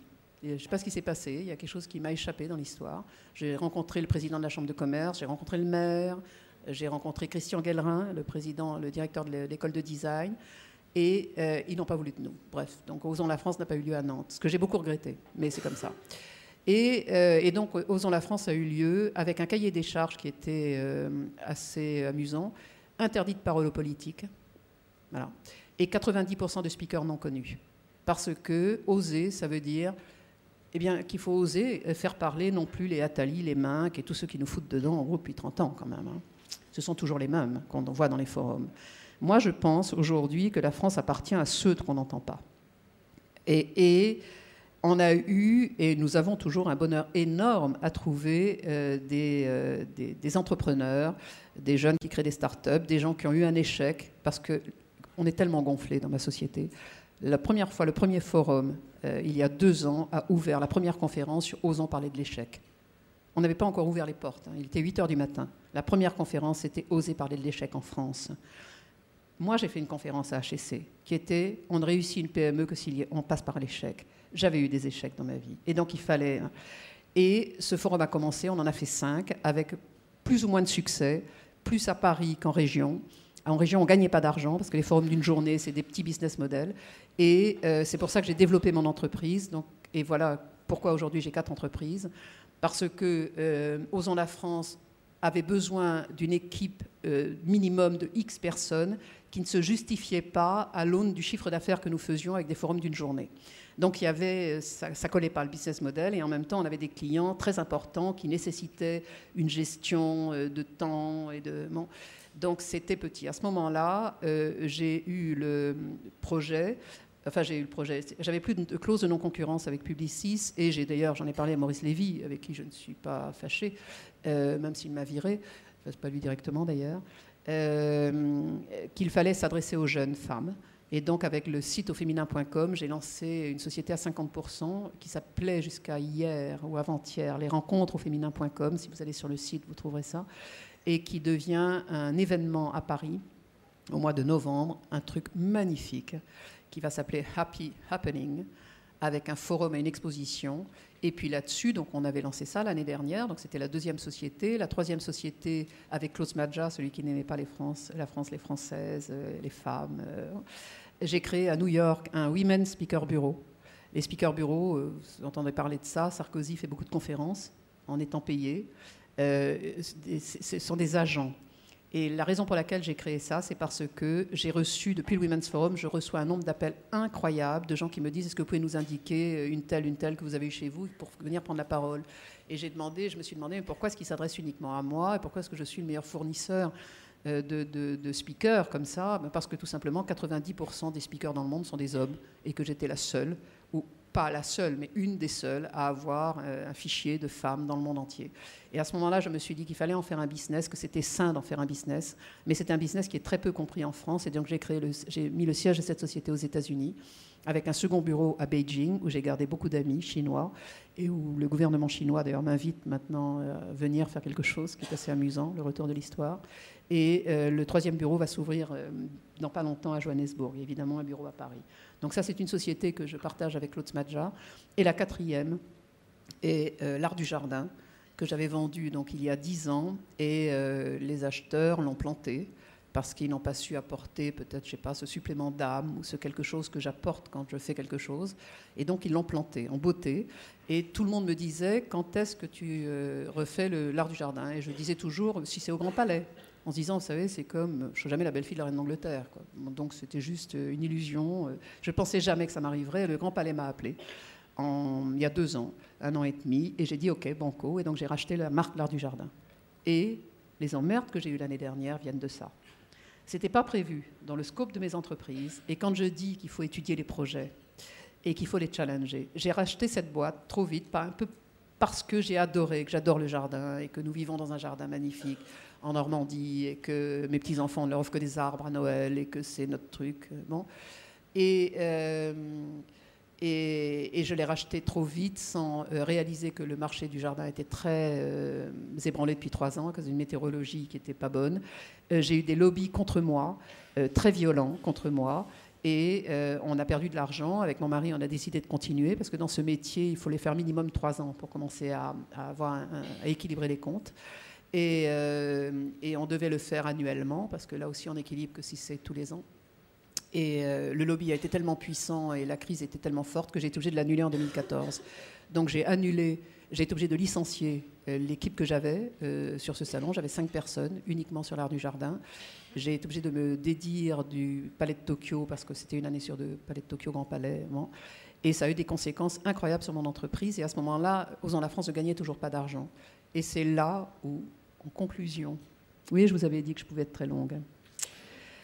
En conclusion, quand l'Art du Jardin a eu lieu au Grand Palais, je me posais la question de savoir comment j'allais faire évoluer Osons la France. Et quand j'ai vu ce lieu, le Grand Palais, inouï, magnifique lieu que vous connaissez, je me suis dit, mais Osons la France, il faut faire une exposition et il faut aller au-delà.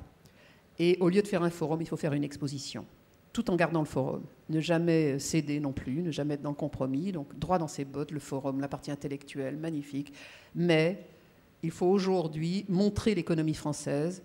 Et le sujet, c'était réconcilier les Français avec leur économie. Et donc, je crée la première exposition de ce type au monde. Ça va s'appeler Exposons la France de demain. Et ce faisant, quand on parle d'Exposons la France de demain, on va parler des emplois de demain, on va dire les choses. Ça a lieu début décembre de cette année. Et c'est parce que j'ai fait l'Art du Jardin que j'ai eu cette idée, le Grand Palais. Et donc, j'ai une équipe assez incroyable. Et aujourd'hui, donc l'Art du Jardin va avoir lieu en 2015. Maintenant, biennale, tous les 2 ans. Exposons la France démarre cette année, aura lieu tous les 2 ans. Happy Happening aura lieu tous les ans, au mois de novembre. Et j'ai le Speaker Bureau à New York. Et donc, je me retrouve avec 4 sociétés dans la holding. Nous sommes 16. On va être obligé de déménager. Et j'ai remis mon mari au boulot parce que les aspects financiers, juridiques étaient compliqués. Et il l'a fait avec beaucoup de plaisir. Et je suis là ce soir pour vous montrer qu'être entrepreneur et femme, ça n'est juste pas incompatible. Merci beaucoup.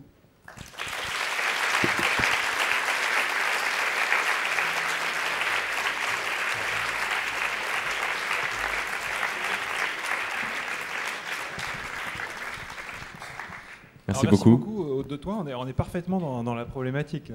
L'entrepreneuriat et les femmes en France entre difficultés et success story. Non, merci beaucoup pour votre témoignage très sincère en fait, sur votre parcours, sur vos envies, vos idées. Ouais, non, mais c'est bien parce que souvent il y a la réalité et puis il y a le storytelling, c'est-à-dire qu'on nous présente le parcours de quelqu'un comme une succession de succès, alors qu'en réalité il y a beaucoup d'hésitation. Et avant de préparer, je le dis à l'attention du public parce que c'est quand même intéressant, avant d'entrer dans l'amphithéâtre, on avait une discussion ensemble et on parlait de l'échec et on disait que l'échec était très constructif notamment dans la création d'entreprises, parce que c'est à partir de l'échec qu'on se forge un caractère, qu'on se forge une expérience. Sans échec, on se pose rarement les bonnes questions, les vraies questions. Il faut passer par l'échec pour se remettre en cause. Alors, avant de passer aux questions du public, on a des questions qui vont venir directement de la tribune avec Corentin et Julien. On va commencer par Corentin. Oui, en fait, on voulait rebondir sur quelques éléments dont vous avez commencé à parler, notamment la peur de l'échec et la France. Beaucoup aujourd'hui sont convaincus que le terrain entrepreneurial en France n'est pas vraiment fertile, entre la fiscalité, le coût du travail, l'image de l'entrepreneur, même la peur de l'échec dont vous parliez. Par conséquent, on a eu des gens qui ont été refroidis à l'idée d'entreprendre, qui sont partis à l'étranger. On a vu la fronde des pigeons ces derniers temps. Alors, quelle est votre position là-dessus et quelles sont, selon vous, les solutions pour qu'on soit à nouveau fiers vraiment de notre pays, notamment vis-à-vis des étrangers? Il y a 2 ou 3 éléments de réponse. D'abord, on n'est pas 65 millions à se barrer. Déjà, ça commence comme ça.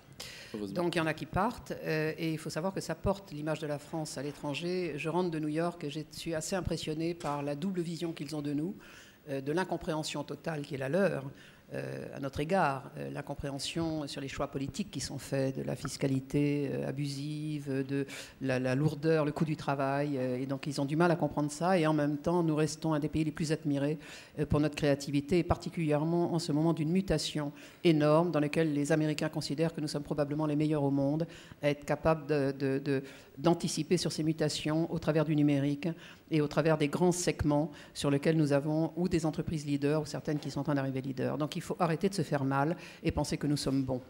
Et c'est peut-être là le début de ça. C'est-à-dire qu'aujourd'hui, certes, il y a la réalité fiscale et il y a un travail à faire. Moi, je fais le pari que le gouvernement ne pourra pas rester dans la position actuelle parce que, comme ils ont perdu, il ne reste que 20% d'adhésion à la politique, ce gouvernement.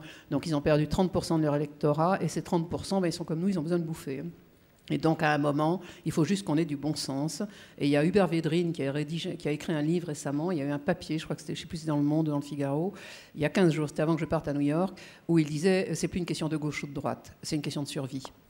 Et donc, aujourd'hui, c'est une question de survie. Donc, on s'en fout de la politique. Et donc, aujourd'hui, c'est à nous, société civile, d'apporter quelque chose. Chacun, vous savez cette phrase de Kennedy, qu'on oublie en France, qui est, Kennedy a dit, n'attendez pas que votre pays fasse quelque chose pour vous, mais vous, qu'est-ce que vous pouvez faire pour votre pays? Et nous devons nous poser la question, individuellement et collectivement, de ce que nous pouvons faire. Et quand on aura des éléments de réponse, et que le gouvernement, qu'il soit celui-ci ou le précédent, c'est pareil, ou le futur, ils sont tous pareils, les politiques. Moi, je n'ai aucun respect pour eux. Et aucun. C'est dramatique ce qu'on vit depuis 30 ans en France, et particulièrement les 10 dernières années. Et Sarkozy est épouvantable dans ce qu'il a fait. Le gouvernement d'aujourd'hui, c'est un manque d'analyse et de réflexion, parce que c'est un ego qui est surdimensionné. L'orgueil du politique, enfin, ils ne réalisent pas, ils ne sont pas conscients de la réalité. Ils sont en train de bouleverser un pays qui a un talent fou, et ils sont en train de nous amener dans une dépression nerveuse collective. C'est irresponsable d'agir comme ça, c'est irresponsable de mal se comporter. Sur tous les plans personnels, professionnels, ce qui se passe aujourd'hui à l'aune des élections est sordide en France, parce que c'est dégoûter les gens et c'est les amener à des extrêmes. Donc nous vivons une chose dangereuse.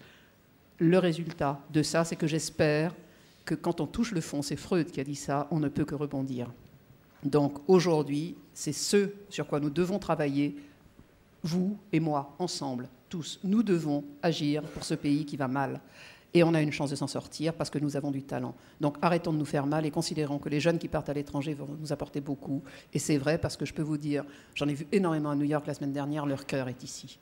Et leurs racines sont ici. Et beaucoup d'entre eux reviendront. Certains resteront, mais comme on a des étrangers qui viennent ici, et c'est tant mieux, c'est le monde d'aujourd'hui. Voilà. Très bien. Bah, écoutez, merci pour votre réponse. Alors on est dans une école de management, vous avez eu à diriger des grandes sociétés. Moi j'aimerais, des petites mais qui sont grandes par leur puissance, j'aimerais savoir, selon vous, quelles sont maintenant les qualités pour être un bon manager, un bon dirigeant d'entreprise? Alors, je pense qu'il y a une évolution aujourd'hui qui est très... Enfin, j'observe une évolution qui est absolument nécessaire pour les dirigeants, c'est de considérer que l'homme est au centre de tout. Et c'est la priorité. Une entreprise n'existe que par ses collaborateurs. Il n'y a pas une entreprise qui existe sauf un artisan qui, par son propre talent, ou un commerçant qui parce que c'est son métier, va travailler seul ou avec sa femme, ou ce sont souvent des affaires familiales. L'artisan va souvent rester petit, c'est inhérent à son métier même d'artisan. Et donc aujourd'hui, ce que nous devons faire tous dirigeants, c'est remettre l'homme au centre des choses et considérer qu'on ne peut pas faire seul. Et j'observe une évolution dans les comportements des entreprises parce que les entreprises ont de plus en plus de mal à recruter. Et le problème qu'ils ont dans le recrutement, c'est la génération Y, c'est-à-dire vous, votre âge. Parce que vous n'avez plus envie de rentrer dans les entreprises qui ne bougent pas, qui ne sont pas mutantes. Et vous n'avez plus envie des schémas anciens que nous avons provoqués, que nous avons... Voilà, vous n'avez plus envie de ça. Donc si l'entreprise ne s'adapte pas, et ne s'adapte pas à la génération du Y, là, elle a du mouron à se faire. Donc priorité au management, priorité aux hommes et aux femmes qui font l'entreprise, et priorité, et là, pardon messieurs, et je ne le fais pas par féminisme exacerbé, observons et mettons en exergue les femmes, et arrêtons d'avoir des conseils d'administration. Vous le disiez tout à l'heure, la loi. J'ai participé à la loi. J'étais dans le conseil à l'Assemblée nationale avec Marie-Jo Zimmermann et Copé quand la loi a été établie. Et moi, je pensais qu'on pouvait faire des lois pour 5 ans. Grande naïveté vis-à-vis de la politique. Et donc, je pensais qu'il fallait faire une loi pour les quotas. Je suis contre les quotas et pour la compétence. Mais je pensais qu'il fallait une loi pour lancer le truc et l'arrêter de 5 ans après parce que les leçons ont été acquises. Et voilà, je ne savais pas qu'une loi était en France. D'où le problème que nous avons, qui est l'empilement de lois et qui fait que nous sommes un pays aussi ingérable à cause de ce système. Bref, je ferme la parenthèse. Et donc aujourd'hui, les entreprises sont en train de changer. On voit bien que dans les conseils d'administration, il y a aujourd'hui facilement 20% de femmes. On ne cherche que des femmes d'ailleurs. Moi, on m'appelle tous les semaines pour me dire est-ce que tu pourrais nous présenter une femme. Comme les gens savaient, certains, que j'étais aux États-Unis, on m'a demandé si je pouvais indiquer des femmes américaines, parce qu'on cherche des femmes mondiales, des femmes chinoises, beaucoup, très recherchées. des femmes allemandes aussi, il n'y en a pas beaucoup, parce que l'Allemagne n'est pas du tout favorable aux femmes. Mais dans les faits, c'est très faux cul tout ça.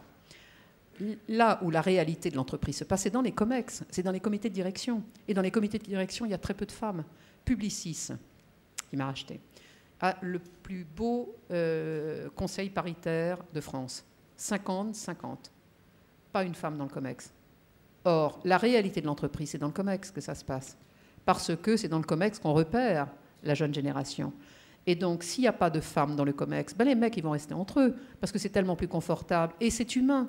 Dans cette période de crise, on a tellement peur de son nombre que les hommes ont peur de perdre leur job. Et c'est normal. Et de ce fait, on va vers une antagonisation de la position des femmes en France.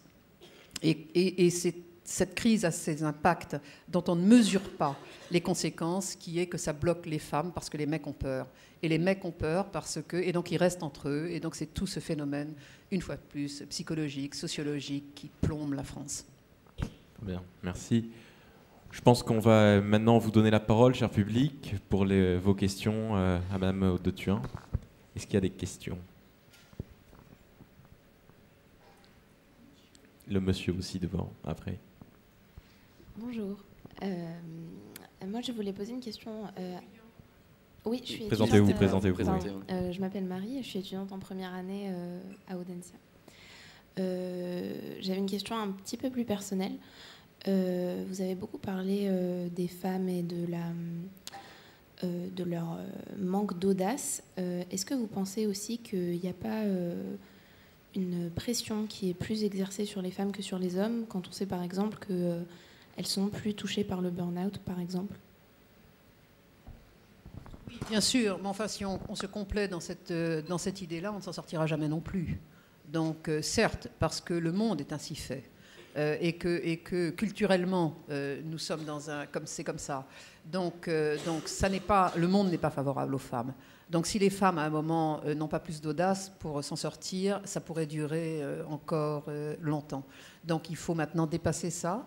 Et c'est tout le problème de l'enjeu personnel dont je parlais tout à l'heure à l'égard de notre pays, mais c'est aussi vrai à l'égard de femmes et des autres femmes, et de la responsabilité que nous avons, nous, femmes, vis-à-vis d'autres femmes, qui est de les encourager. Et qui est de se poser la question en disant, est-ce que j'ai intérêt à me plaindre? Là, je suis en train de me complaire dans ma situation. Est-ce que je peux voir ailleurs? Est-ce que je peux aller plus loin dans l'observation et dans le rôle que je peux jouer aussi dans la vie? Donc, à un moment, il faut que vous dépassiez vos propres craintes. Et oui, la situation est mauvaise pour les femmes, globalement.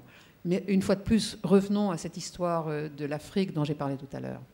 Les femmes africaines, elles n'ont pas le temps de se poser la question que rien ne leur est acquis. Enfin, je veux dire, rien ne leur est... Il faut juste qu'elles bouffent et qu'elles fassent manger leurs enfants. Et donc, c'est ce qui fait que ces pays ont entre 3 et 5 points de croissance par an. C'est extraordinaire, parce qu'elles n'ont rien à bouffer sinon. Parce que les mecs, quand il y a des prêts, ils vont prendre en Afrique 2 femmes, 3 femmes, 4 femmes... Ils ne vont pas, une femme à qui on va donner un prêt, la première chose, c'est qu'elle va acheter des chaussures à son enfant et un cartable pour qu'il aille à l'école. Et donc c'est ça, se repenser en permanence que dans d'autres pays, il y a des femmes qui y arrivent. Donc nous qui sommes si gâtés, vous vous rendez compte de tout ce qu'on a comme possibilité? Donc vous vous dites ça et à partir de demain, vous volez. Merci Marie. Monsieur, une question? Oui, bonjour, merci pour votre enthousiasme d'abord. Groupe Bouygues, moi je suis salarié du groupe Bouygues.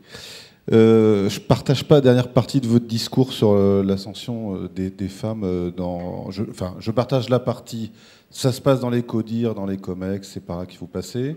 Je pense qu'au regard de l'évolution déjà dans les écoles, ça évolue énormément. Il n'y a quand même que 15% de femmes qui pour l'instant sont ingénieurs. Je suis dans une entreprise d'ingénieurs. Bon, il y a beaucoup de médecins, il y a beaucoup d'écoles de management, il y a peu d'ingénieurs, on peut se demander pourquoi. Enfin. Et je trouve que depuis 5-6 ans, quand même, ça évolue à vitesse très importante. Il faut laisser le temps aux gens aussi d'évoluer. J'ai une question personnelle à vous poser. C'est, en écoutant votre discours, je me demandais si par rapport au discours véhiculé par Denis Père, vous vous sentiez proche de ces idées-là.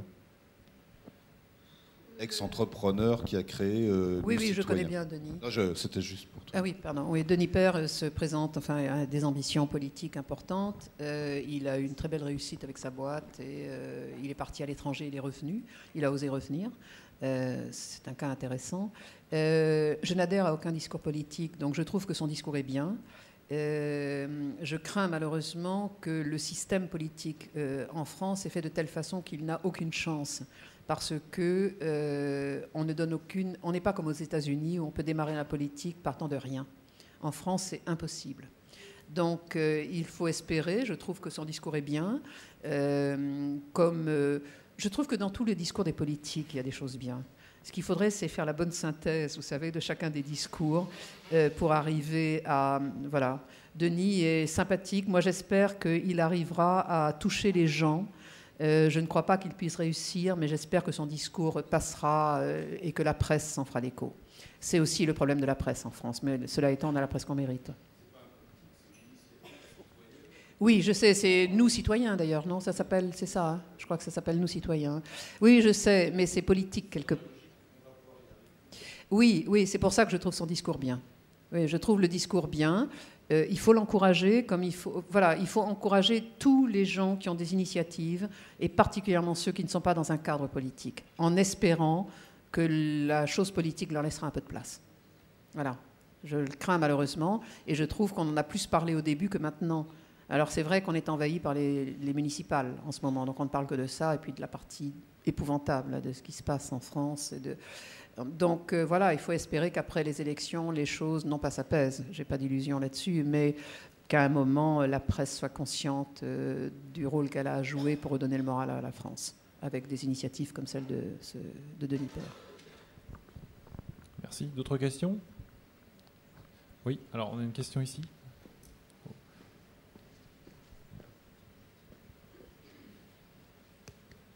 Bonsoir madame. Je suis moi-même ancienne étudiante à Audencia et j'étais très contente, enfin ravie de vous puissiez intervenir auprès du public d'étudiants et d'autres personnes comme moi qui sont dans la vie active depuis plusieurs années et qui se posent la question effectivement de l'entrepreneuriat, mais aussi surtout, puisque c'est ma réalité au quotidien, donc la question donc, des femmes dans les entreprises et leur parcours, leur évolution vers des fonctions de plus grande responsabilité où il y a donc beaucoup d'hommes aussi. Vous avez parlé tout à l'heure du fait que pendant une grande partie de votre vie, vous aviez évolué avec une façon un comportement de mec. Je reprends donc votre expression.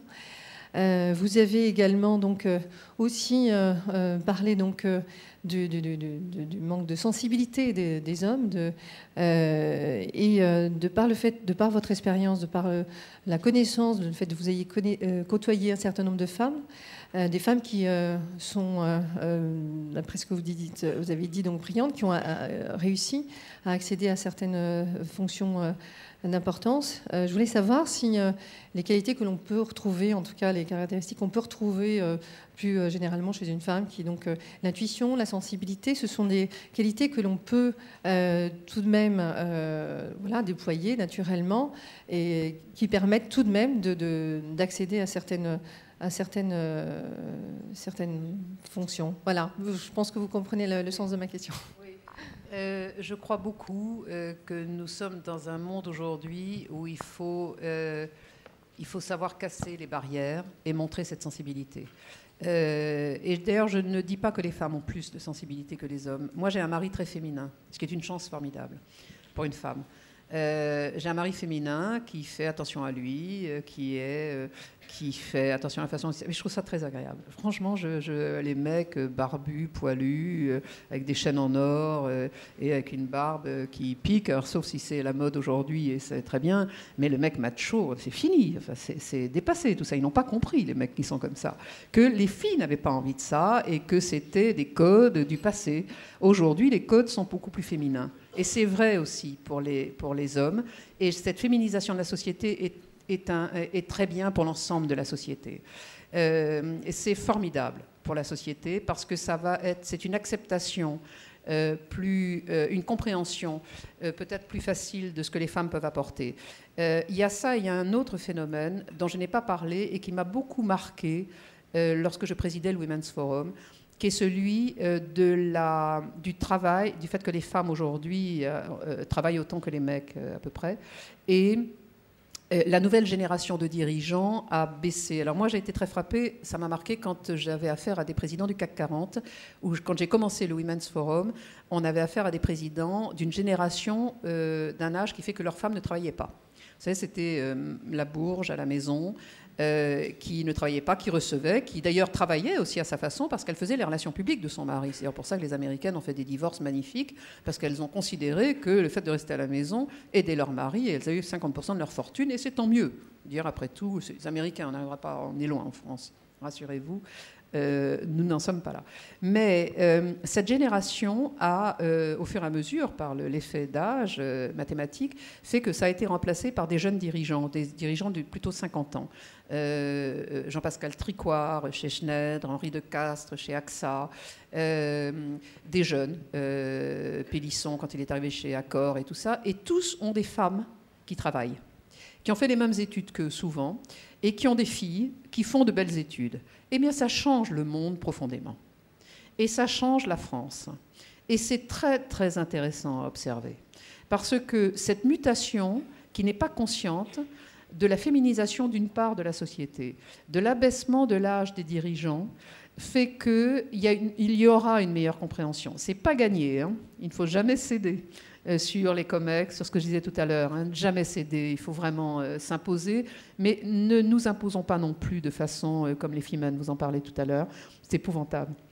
Et moi, je ne suis pas pour ce féminisme exacerbé, le féministe activiste. Je suis pour le féminisme pragmatique, qui est celui du bon sens, qui est celui de la complémentarité homme-femme, et qui est que c'est dans un équilibre qu'on peut avoir un monde meilleur. Le monde est suffisamment difficile et anxiogène pour ne pas en rajouter une couche. Donc prenons en compte tous ces éléments que les femmes ont, n'ayons pas de doute sur le fait que les hommes puissent l'avoir aussi, et construisons ensemble. Et c'est comme ça qu'il faut le voir. Et ne être le moins possible dans le conflit, parce que le monde est trop difficile, et que quand on ne se rend pas compte de l'impact du conflit sur notre quotidien et de ce qu'on entend dans le monde, toutes les informations, ce qui se passe, c'est ahurissant sur le plan de l'environnement, sur le plan de... C'est ahurissant. Les informations négatives que nous prenons, donc nous devons vraiment nous méfier, de nous protéger. C'est pour ça que quand je parlais tout à l'heure des valeurs familiales, ça me semblait très important. C'est ce cocooning qui m'avait amené à créer l'art du jardin et qui aujourd'hui crée le fond de notre moyen de s'en sortir. Est-ce qu'il y a d'autres questions dans la salle ? Oui, mademoiselle. En attendant que le micro arrive, c'est-à-dire qu'en fait, ce que vous nous dites de toi, c'est que finalement, on peut réussir en étant une femme sans nécessairement adopter le comportement masculin. Parce qu'on a quand même quelques modèles, c'est-à-dire qu'Angela Merkel ne brille pas par sa féminité, Martine Aubry... Non, mais elle brille par son intelligence, oui, et c'est formidable. Elle a fait le choix de ne pas avoir d'enfant, et c'est formidable. Elle a un mari qui est totalement discret, et c'est formidable. Et elle arrive à mener son pays, qui il y a 10 ans était dans la même situation que nous en France, et c'est formidable. Et donc posons-nous la question, au lieu de nous plaindre, plutôt de poser la question, c'est de se dire, il y a 10 ans, l'Allemagne était dans la même mouise que nous. Eh bien, 10 ans après, nous avons tous les atouts pour réussir. Et donc, qu'est-ce qu'il nous faut aujourd'hui pour arriver à réussir ? Et donc, voilà. Et elle est rentrée. Elle n'a pas changé ses codes. Elle avait une conviction qu'elle pouvait faire quelque chose pour son pays. Elle l'a fait. Voilà. Avec sa méthode à elle. Si c'est plus masculin que féminin, c'est pas le jugement qu'il faut porter. C'est simplement la conviction par laquelle elle a été portée de mener l'Allemagne là où en est l'Allemagne aujourd'hui. Posons-nous la même question. Posons-nous la même question. Ayons le même courage, quelque part. Non, ce n'était pas du tout un jugement de valeur de ma part. Hein. C'était simplement sur la question de la posture, voire même de la stratégie, entre guillemets. Et que pour l'Allemagne est un très bon exemple, puisque l'Allemagne a aussi vécu la réunification. Et donc, il y a 20 ans, la situation était encore plus difficile qu'il y a 10 ans. Alors, la question. Bonjour, je m'appelle Hélène. Je suis entrepreneur. Et je vous remercie beaucoup pour votre intervention et votre pragmatisme. Je trouve que ça ressort beaucoup et ça fait du bien. Moi, j'ai eu la chance pendant mes études de travailler sur le processus associatif, en fait, et sur ce qui amenait une personne à s'engager dans une association. Et je pense que dans l'entrepreneuriat, il y a quelque chose de similaire, même si ce n'est pas un cadre associatif. Il y a une grande part d'engagement. Et du coup, vous nous avez raconté un petit peu votre parcours d'entrepreneur. Est-ce que vous pourriez peut-être revenir sur votre première fois en tant qu'entrepreneur et ce moment de l'engagement, en fait ? Oui, moi je suis un cas particulier parce que, comme toujours, je l'ai dit pendant mon intervention, tout dépend du contexte qui est le nôtre à un moment donné. On y va, soit parce qu'on n'a pas le choix. Moi, j'ai pas eu le choix. J'ai épousé un mec, j'ai réalisé qu'il n'aimait pas tellement travailler. Et donc j'avais 22 ans, j'ai été obligée d'arrêter mes études. Déjà, mes études, c'était compliqué parce que je faisais des études de psychologie et qu'étant bretonne, j'avais une mère qui refusait l'idée même que je puisse étudier la psy. Ça voulait dire que pour elle, j'étais cinglée. Et pour payer mes études, j'étais standardiste. J'étais pompiste aussi. Et j'étais standardiste dans un centre dans lequel, par chance, il y avait Françoise Dolto et qui m'a repérée. Et donc, je suis devenue amie avec Françoise Dolto. Et je suis toujours amie avec sa fille, Catherine. Et ça m'a aidée. C'était une première étape. Et puis voilà, mais je suis devenue entrepreneur par défaut, parce que j'avais un mari qui n'assumait pas. Et donc je me suis demandé ce que je pourrais faire. J'adorais la chose écrite, j'adore lire. Je lis 4 quotidiens par jour. J'adore lire. D'ailleurs, je vous conseille un livre magnifique que j'ai lu en allant. J'en parle à tout le monde. Et je rencontre l'auteur bientôt, qui s'appelle Eddie Bellegueule. Lisez-le. En finir avec Eddie Bellegueule. Vous allez voir, c'est assez surprenant. Un type dont le nom était Eddie Bellegueule et qui maintenant s'appelle Édouard Louis, qui a changé son nom, mais c'était son vrai nom. Lisez-le, il dit beaucoup de choses, ce livre. Et donc voilà. Un jeune auteur de 20 ans. Il a 21 ans, il est normalien, et voilà. Et c'est une histoire inouïe. Et ce matin, j'ai eu la chance de rencontrer directrice des études de Normal Sup, et je lui ai demandé de rencontrer ce... Et donc, j'ai créé ma première affaire parce que je n'avais pas le choix. Donc, à un moment, c'est un environnement. C'est soit... Et j'ai réalisé que j'étais faite pour être entrepreneur. Parce que j'ai eu cette conscience assez tôt. Je pense que oui, c'est une sorte de destin. Je crois qu'on est entrepreneur. On ne le devient pas. On est au sens qu'on est avec une personnalité qui fait que. Il faut savoir simplement écouter cette personnalité, reconnaître cette personnalité, écouter ses intuitions. Et ça, je le dis beaucoup aux femmes. Une intuition, moi j'ai créé mes entreprises souvent par intuition. Quand c'est 1 ou 2 fois, une intuition c'est éphémère. Et puis ça passe, donc ça veut dire que quand c'est une intuition qui revient, c'est souvent un business ou quelque chose de profond. Moi, quand j'écoute mes intuitions, ça donne Exposons la France de demain, là, qui est en train de, j'espère, qui va cartonner. Ça donne ce que je suis en train de créer. Ça a donné le Women's Forum. Parce que j'avais l'intuition qu'il fallait... Vous voyez, voilà, écoutons nos intuitions et osons écouter nos intuitions. Et c'est vrai pour tout le monde. Plus peut-être pour les femmes qui ont plus de doutes. J'en ai eu tellement que c'est un sujet sur lequel je pourrais passer des nuits entières à parler du doute et du manque de confiance. J'ai été pratiquement toute ma vie dans le doute. De savoir si ce que je faisais était bien, si ça avait du sens. Jusqu'au jour où j'ai réussi à mener de tels trucs que je me suis dit, oui, c'est moi. Donc je me pinçais, vous voyez, oui, c'est moi. Et la fierté à un moment de le faire. Soyons fiers de nous. Soyons fiers au même titre que... Il faut que nous soyons fiers d'être français. Il faut que nous soyons fiers d'être bretons. Il faut que nous soyons fiers de nos appartenances, de nos racines. Ça change tout. Et ça apaise beaucoup, surtout.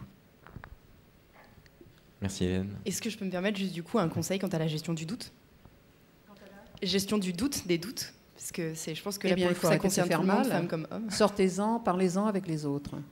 On a la chance en France que la psy, il y a des séances de psy qui sont remboursées par la sécurité sociale, donc profitons-en. C'est un moment... Moi, j'ai toujours payé mes propres séances sans me faire rembourser par la sécurité sociale. Quand on n'a pas les moyens, ce que je peux admettre, faisons... Voilà, ça existe, ce sont des programmes qui sont remboursés. N'hésitons pas. Quand on est dans le doute, à un moment, et que le doute devient souffrance, et que ça nous empêche d'évoluer, allons voir des spécialistes. Allons voir des gens qui sont prêts à nous aider. Il y a une chose qui me frappe beaucoup, et j'y repensais la semaine dernière à New York. Les Américains prennent beaucoup moins de psychotropes que nous. Vous savez qu'on est le premier consommateur de psychotropes au monde, 2e maintenant. Les Américains, non, mais ils font beaucoup plus de travail analytique. Donc ils remplacent les médicaments par le psy. Eh bien, allons voir des psys. À terme, ça coûte moins cher et en plus, on ne fout pas notre pays en l'air en creusant le trou de la sécurité sociale. Il ne faut pas hésiter à un moment. Il ne faut pas hésiter. Moi, quand j'ai eu mon burn-out, j'ai eu besoin d'un psy, longtemps. Je continue. J'y retourne la semaine prochaine.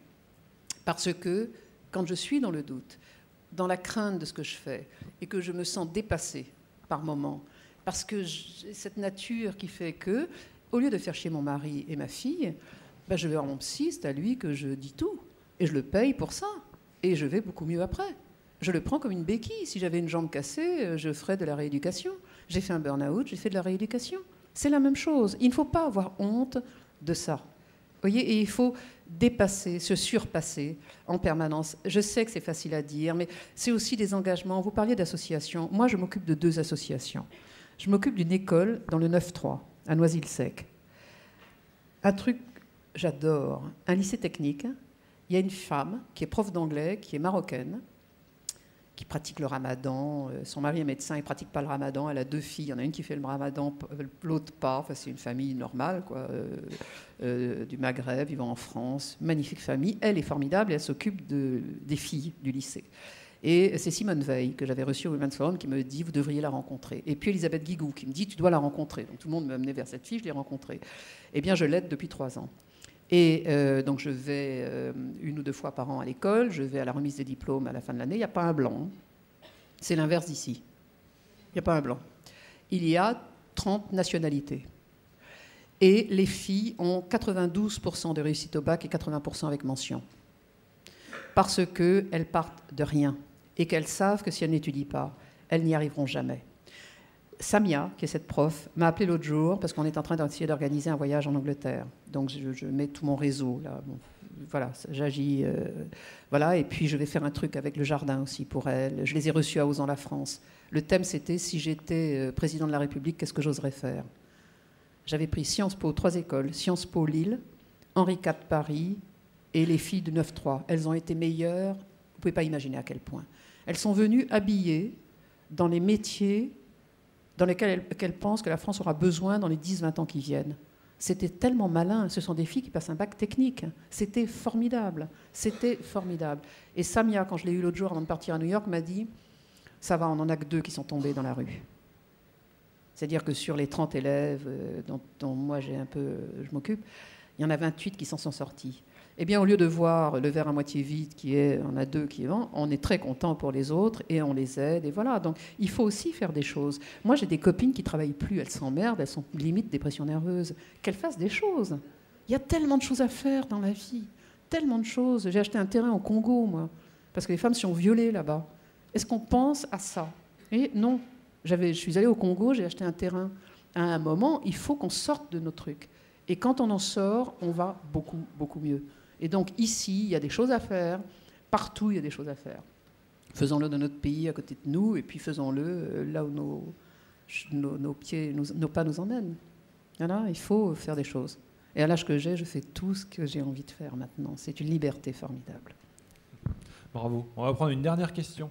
Alors, qui veut poser la dernière question? Au centre.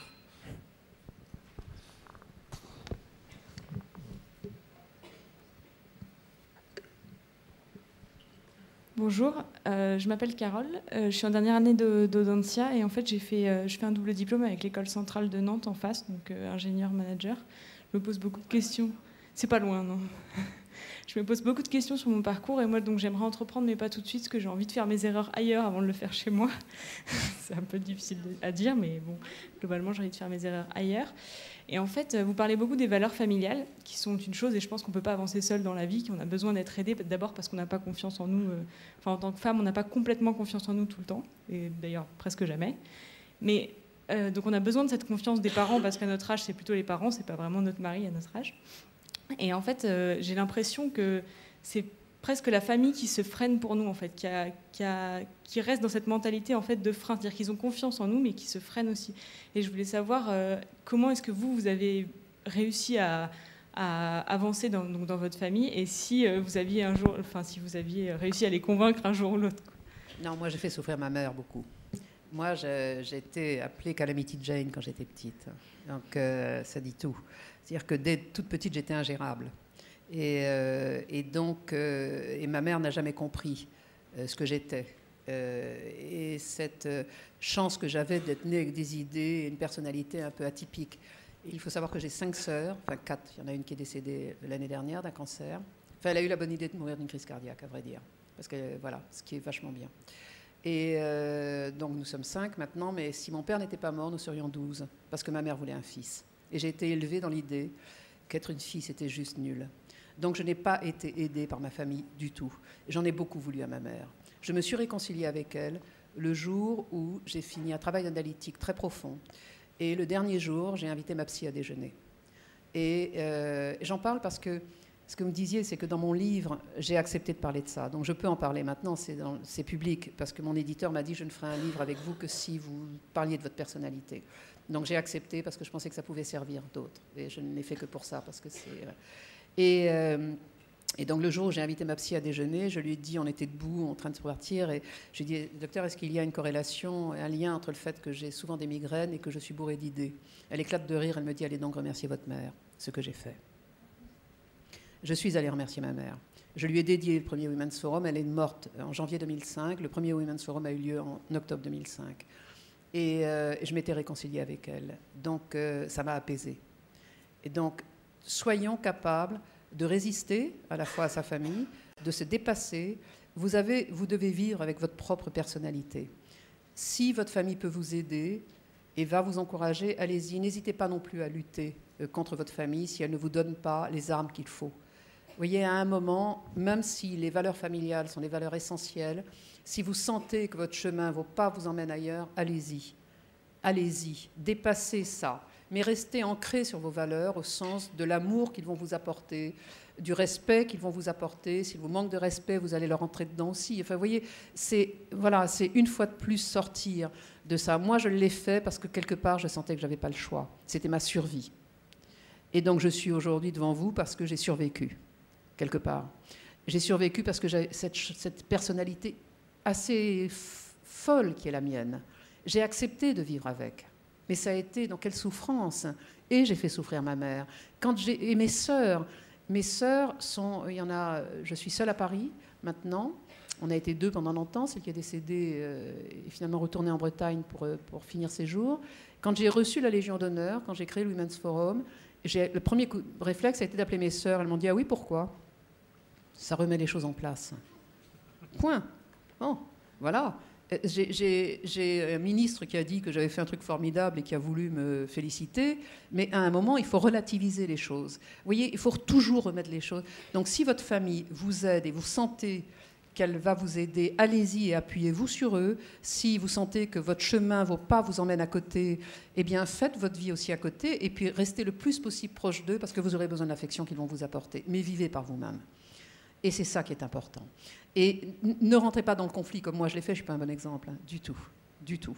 Mais voilà, vivez votre vie, assumez ce que vous sentez, écoutez votre intuition qui vous amènera, vous voulez partir à l'étranger, mais faites-le, surtout faites-le. Et puis vous revenez créer une entreprise ici, et si vous avez le cumul des 2 diplômes d'une école de commerce et ingénieur, c'est formidable.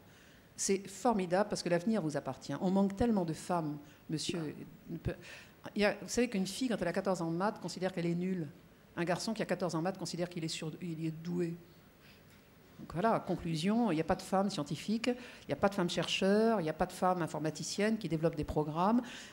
Voilà. Donc aujourd'hui, il faut qu'on arrête de se poser ces freins. Vous voyez, en permanence, nous sommes freinés culturellement par des choses qui sont comme ça. C'est un environnement. Donc dépassons ça, écoutez-vous, soyez assez sûr le plus possible de ce que vous voulez faire.